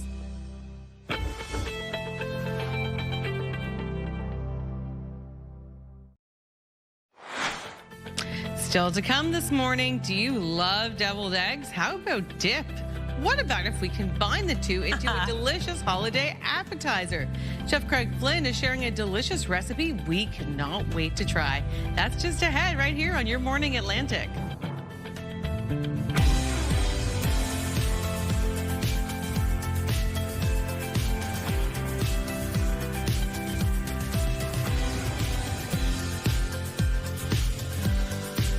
Welcome back. The time now is almost 8:30, 8:29 as of right now. Can't believe the show has flown by today, and feels like the weeks are flying by as we inch towards Christmas. I know. The end of the year is right around the corner, really. Right? Gosh. Hard to believe. Hard to believe. Oh my goodness. I do love the holidays for the snacking. Really excited about the I wear the various stretchy dips. pants. Yeah. Yep. You see, something like that's genius because it looks like dress pants, but it's actually stretchy. We should all be wearing things like that at our holiday gatherings. Yeah. Yes, 'tis the season. Exactly. Yeah. Oh my gosh. Excited about the warm up. I mean, you know, I know we're heading into winter this weekend. Okay, I also want to say something about that. I'm super excited about the winter solstice because that means the days are going to get brighter after that day. Yep. Good stuff. Yep. That's good news. Sunday. That is good news. December 21st, 11 a.m. for us. 11:03 a.m. Perfect. Wow. Yeah, exciting times. Wrapping up the year, which is wild. And like you said, we do have a warmer end to the work week. Today, starting off, daytime highs will be above the freezing mark for some, but we do have a bit of mixed precipitation headed our way as well. Here's a live look at Barrington Passage already. 5 degrees starting off your day. Temperatures already rising. We do have a chance of some isolated showers headed your way, but other than that, we are going to see a wintry mix for parts of the region. -3 degrees right now in Fredericton, -8 starting off your day in Labrador City, -7 in Gander, and -4 into St. John's, Newfoundland. So already temperatures starting to warm up. But when you factor in that wind chill, still going to feel colder for parts of Atlantic Canada. Just something to keep in mind when you are heading out this morning. Here's a look at our satellite and radar. We will be seeing a bit of sunshine into the afternoon, but as of right now, a bit of a cloudier start to the day. Could see some sunny breaks early this morning as well. We have snow across Labrador, a chance of flurries across parts of Newfoundland and into the northern region of New Brunswick, and looking at a chance of showers and or flurries for parts of the region into the afternoon. In terms of the wind for the maritime region, slowly picking up. As of right now, 41 kilometers per hour for sustained wind in St. John, New Brunswick. 37 into Yarmouth, 35 in Charlottetown, as well as into Canso. Wind gusts of up to 57 kilometers per hour right now in St. John, New Brunswick, 50 in Yarmouth, as well as into Canso, 46 in Charlottetown and Grand Etang. We'll take one last look at your long-range forecast, but first, one last look at your local news with Suzette. Thank you so much, Latavia.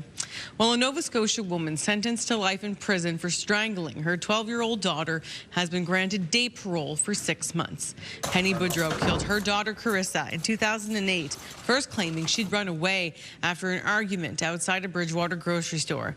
The girl's body was found 2 weeks later on the banks of the LaHave River. Boudreau, who was granted a 60-day unescorted pass from prison earlier this year, will stay in a halfway house and can apply for full parole after serving 20 years. Well, it's designed to cut red tape. New Brunswick has become the first province in Canada to sign an agreement with Ottawa, allowing major projects to undergo a single environmental impact assessment, and the province takes the lead.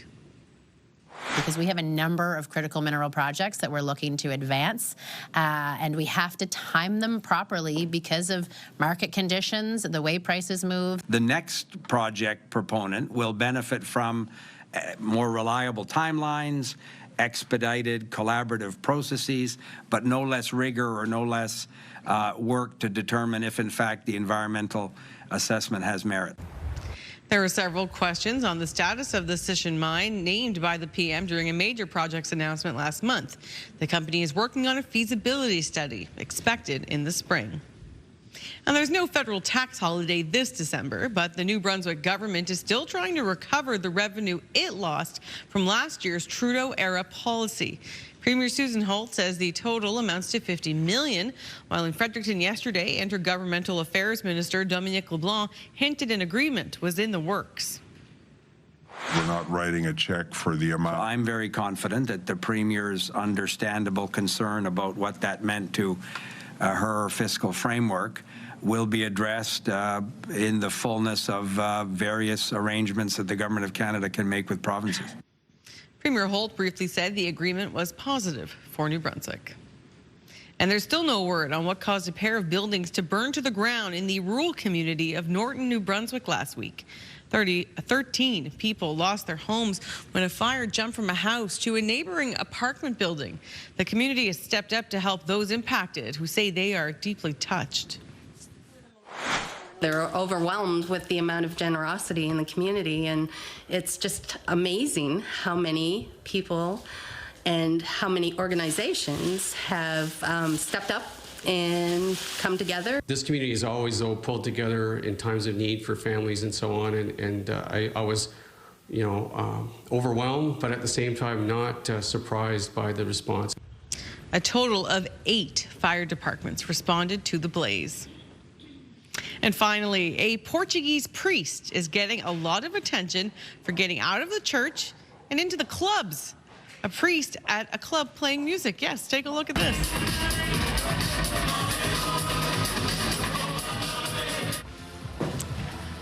Father Guilherme Peixoto is also a DJ, filling in venues from Colombia to Mexico with electronic beats layered with spiritual messages.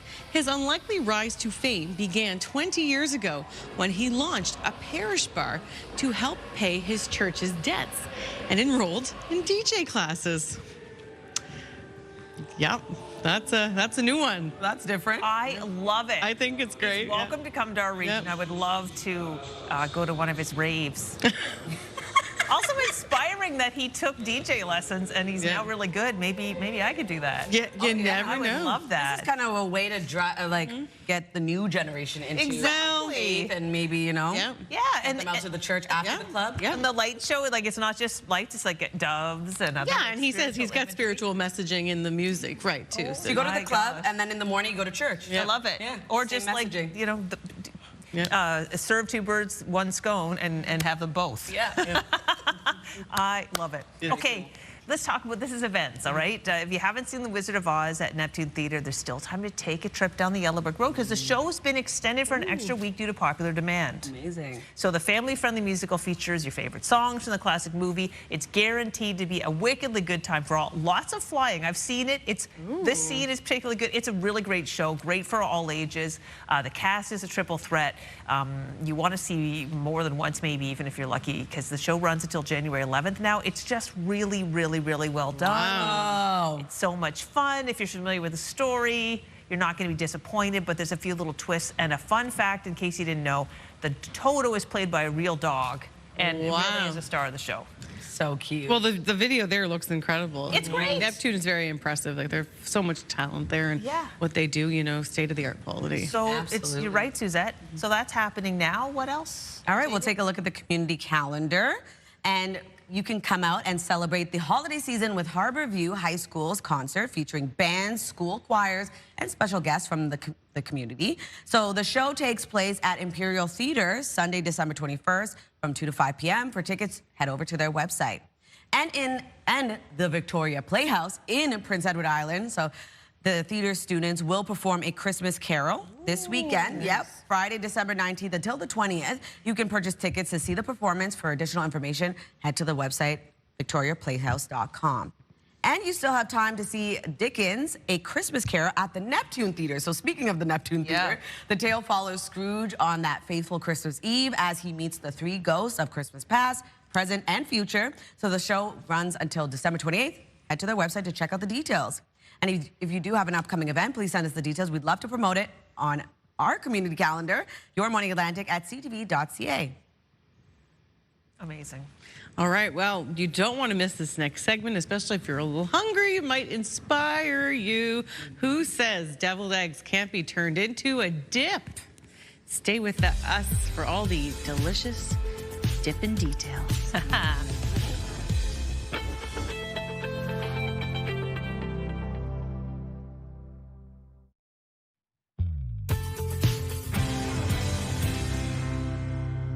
Good morning and welcome back. The time now is 8:41 on your Wednesday morning. We're taking a live look at Moncton. Currently 4 degrees in your area. It is a bit of a cloudy start to the day. We are expecting a chance of some isolated flurries and or showers headed your way throughout the day today.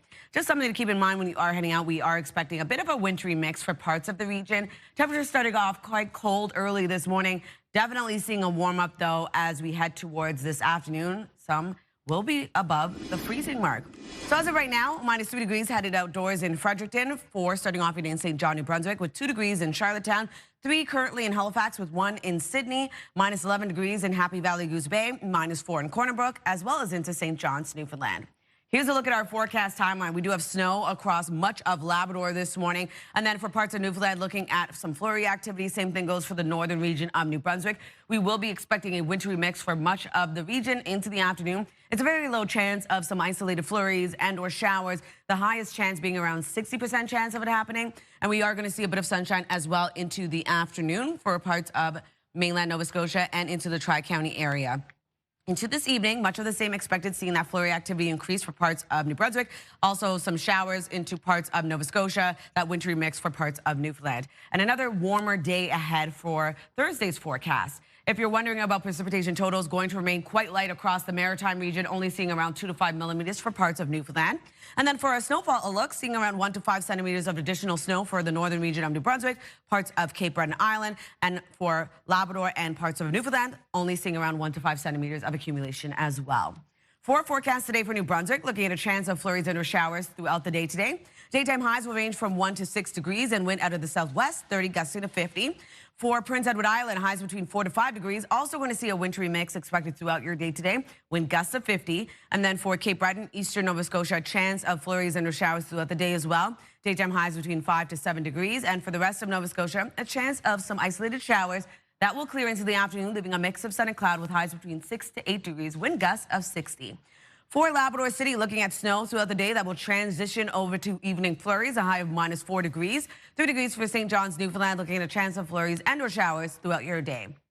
For our forecast for Thursday, another warmer day ahead. We are going to see lots of sunshine for much of Atlantic Canada. Still seeing some flurry activity for parts of Labrador. Then into Friday morning, it's going to be a warm day ahead, the warmest day of the work week. But we are going to see rain, gusty winds return across the maritime region, and still going to see some light snowfall for parts of Labrador before a wintry mix heads their way. And this continues into the evening as well, Crystal. Thanks, Latavia. It's 8:44. Now, deviled eggs are one of those things that seem like a throwback, but they're a classic for a reason, and they're always one of the first things to go at a party. Chef Craig Flynn is here to share a new way to think of deviled eggs in a dip. Good morning, Craig. Good morning. My mic's acting a little weird, so I'm just going to No problem, You no go problem. ahead. Tell us all about eggs. Well, I wanted to say that once again, I partnered with Egg Farmers of Canada to talk about the wonderful versatility of eggs around the holiday season. Terrible, you got a little mic problem. Oh, you just keep talking. I wanted to sort of do a no fuss. We're talking about no fuss holiday entertaining. Yeah. And eggs are extremely versatile. They're obviously used in baking all through the Christmas season. You can make it the star of a meal, but also in appetizers and in parties and things like that. So I wanted to take a very classic, simple deviled egg and elevate it slightly. Love it. But no fuss. So this comes together very quickly. And, you know, these eggs are, like I said, they're versatile, they're extremely healthy, but they also come from extremely hardworking egg farming families, 1,270 of them across 10 provinces in the Northwest Territories, giving us fresh, local, high-quality eggs all year long to make these types of dishes. I love it. Okay, well, I mean, deviled eggs are a classic for a reason. They're so good. You can hear me now, can you? I can. Clear as a bell? Okay, Clear as a great. bell. Perfect. So these are hard-cooked eggs. Basically, start in cold water. Here's what you were asking. Okay, this is the thing. Everyone, please, this is your takeaway from today's segment. How to get your boiled eggs to not have the sulfur ring. That's right. So start in cold water, bring them to the boil. As soon as they boil, turn off the heat, let them sit. This is a large egg. Let them sit for 12 minutes. And after 12 minutes, plunge them into ice water. And that process eliminates the ring and keeps your yolks beautiful and creamy and yellow. Okay, so just to really put a fine point on it, when they come to a boil, you don't let them sit there for any length of time? No, you can. That's the trick. You'll bring it to the boil, turn it off the heat, and just let them sit in hot water. 12 minutes, and then shock in ice water. Love it. Okay. Okay, so I'm going to add some cream cheese to this. These are all of sort of, the cream cheese isn't a classic deviled egg component, but everything else here is. We've got a little bit of mayonnaise. I add the cream cheese just for a little, I don't know, extra je ne sais quoi. Yeah. We've got some Dijon mustard. All of the other ones, we got Worcester sauce. Yep. That is definitely a key. We have lemon juice. I'm adding all the notes here. I'm adding it. Well, you can go to eggs.ca to get my recipe and many others, okay? Yeah. There's a lot of chefs across the country that have offered up some wonderful, versatile, no-fuss recipes this year. My spice mix is garlic salt, onion salt, paprika, and regular salt, okay? Now, just to show you how this goes, we're going to do it for 2 seconds. You just basically pulse that, scrape it once until it's nice and smooth, to the consistency of what you thought was hummus when you walked in. So then we move over to the board. That's right. And now it's fun garnishing. Okay. So yeah, why don't you jump in? This is just this. That's all that is. That's all that is. Okay, amazing. And then you garnish it. And I love that you put it on a board. Absolutely. So the board and platter presentations are really kind of cool and fun. They really and they're are. a showstopper. They're a centerpiece that people can come up to a buffet. Imagine this is a buffet piece at your party. Yeah. We've got some extra bagel chips on the side. And then I use everything bagel spice mix. Okay. So that's what we're doing. We're sort of honing in on that bagel spice vibe. So nice and generous with that because it adds a lot of flavor. We've got bread and butter pickles. Oh, bread and butter pickles. We've got bread and butter pickles are the sweet pickles, aren't they? They are sweet, but dill would work really well here too. I reserved 2 egg whites and I chopped them up. There's like beautiful what is that? Little gems there. Yeah. Now we have celery leaves. These are the celery leaves that are in the hearts of the celery. Don't throw them out. They're beautiful, they are gorgeous. Colorful garnishes. And last but not least, we have some bagel chips. Any type of bagel you like. You can serve them alongside, but I like to jam them in there too. Why Stand them up. It just gives a nice, fun presentation and a way to make a deviled egg. All those classic flavors. Enjoyable, wonderful, but presented in a different way for your party and for your entertaining this holiday. It's glorious. May I try it? Of course, okay, yeah. Okay, I can't wait. I hear you're an authority on deviled eggs. Well, certainly in tasting them, but I've never actually made them, but this is the year I'm going to do it. For actual deviled eggs, do you pipe the filling in, or do you just like put it in with a spoon? You absolutely. I think the classic way is to pipe it, but you can certainly just dollop it in there. You know, listen, entertaining at Christmas is difficult. Yeah. We're all trying to have fun. We're all trying to visit and entertain and be with our kids and so on and so forth. Let's try to take all the seriousness out of entertaining. And these and other recipes at eggs.ca, if you do want to try something, my recipe or any others, share it with #CanadianEggs or #HostingHacks. Because this to me is like a hosting hack. It's a total hosting hack. But really, like I'm an egg lover. I would serve this and the deviled eggs because I have one of those plates with the little divots all around the edges. Yeah. A classic like antique plate. And this is the year I'm going to break it out and use it. Do it. Yeah, it's awesome. Thank you very much for always supporting Egg Farmers of Canada. We love to do that here, and we love having you in. And happy holidays to you and yours. Thank you, and to you as well. And we have put that recipe on our website and all of the recipes for eggs.ca for all that you can enjoy. Okay, I'm going to eat this. We're going to take a look and be right back after this. Oh my gosh, this is so fun. Nice and crunchy.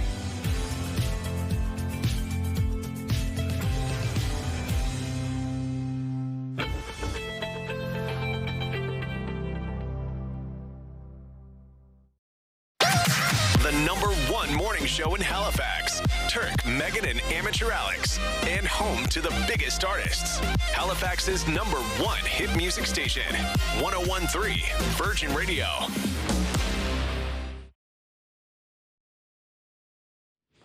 Well, thank you so much for sending some of your responses today for our Move Morning Chat. Today, we are asking you to share with us some of your maritime Christmas traditions and memories. Yes. Yes, so much fun that happens here in the Maritimes, that's for sure. All right, let's check in with Mo from Bathurst.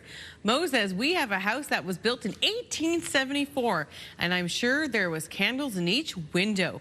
We purchased this house 3 years ago and continue to put up the candles. There is nothing that looks more classy than a snow-covered field, a nice, you know, older home, heritage home, and then those candles in the window. Yeah. Oh, I can picture it, Mo. Oh, Mo, I want to come visit your house. I love an old home. What gorgeous. a beautiful idea, and nice to carry that tradition along. Beautiful.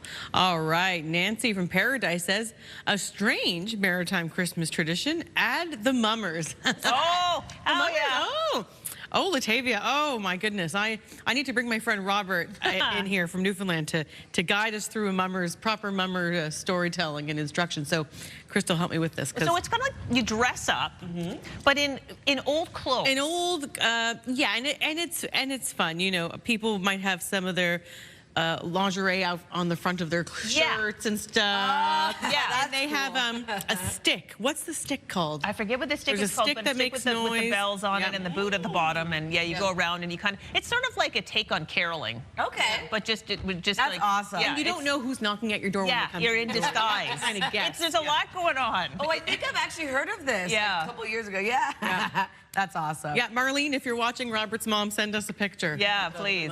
An ugly stick. The ugly stick, okay. And it makes no, oh yeah, it's a good time. It's a good time, it's very fun. Yeah, oh yeah, that's a good one.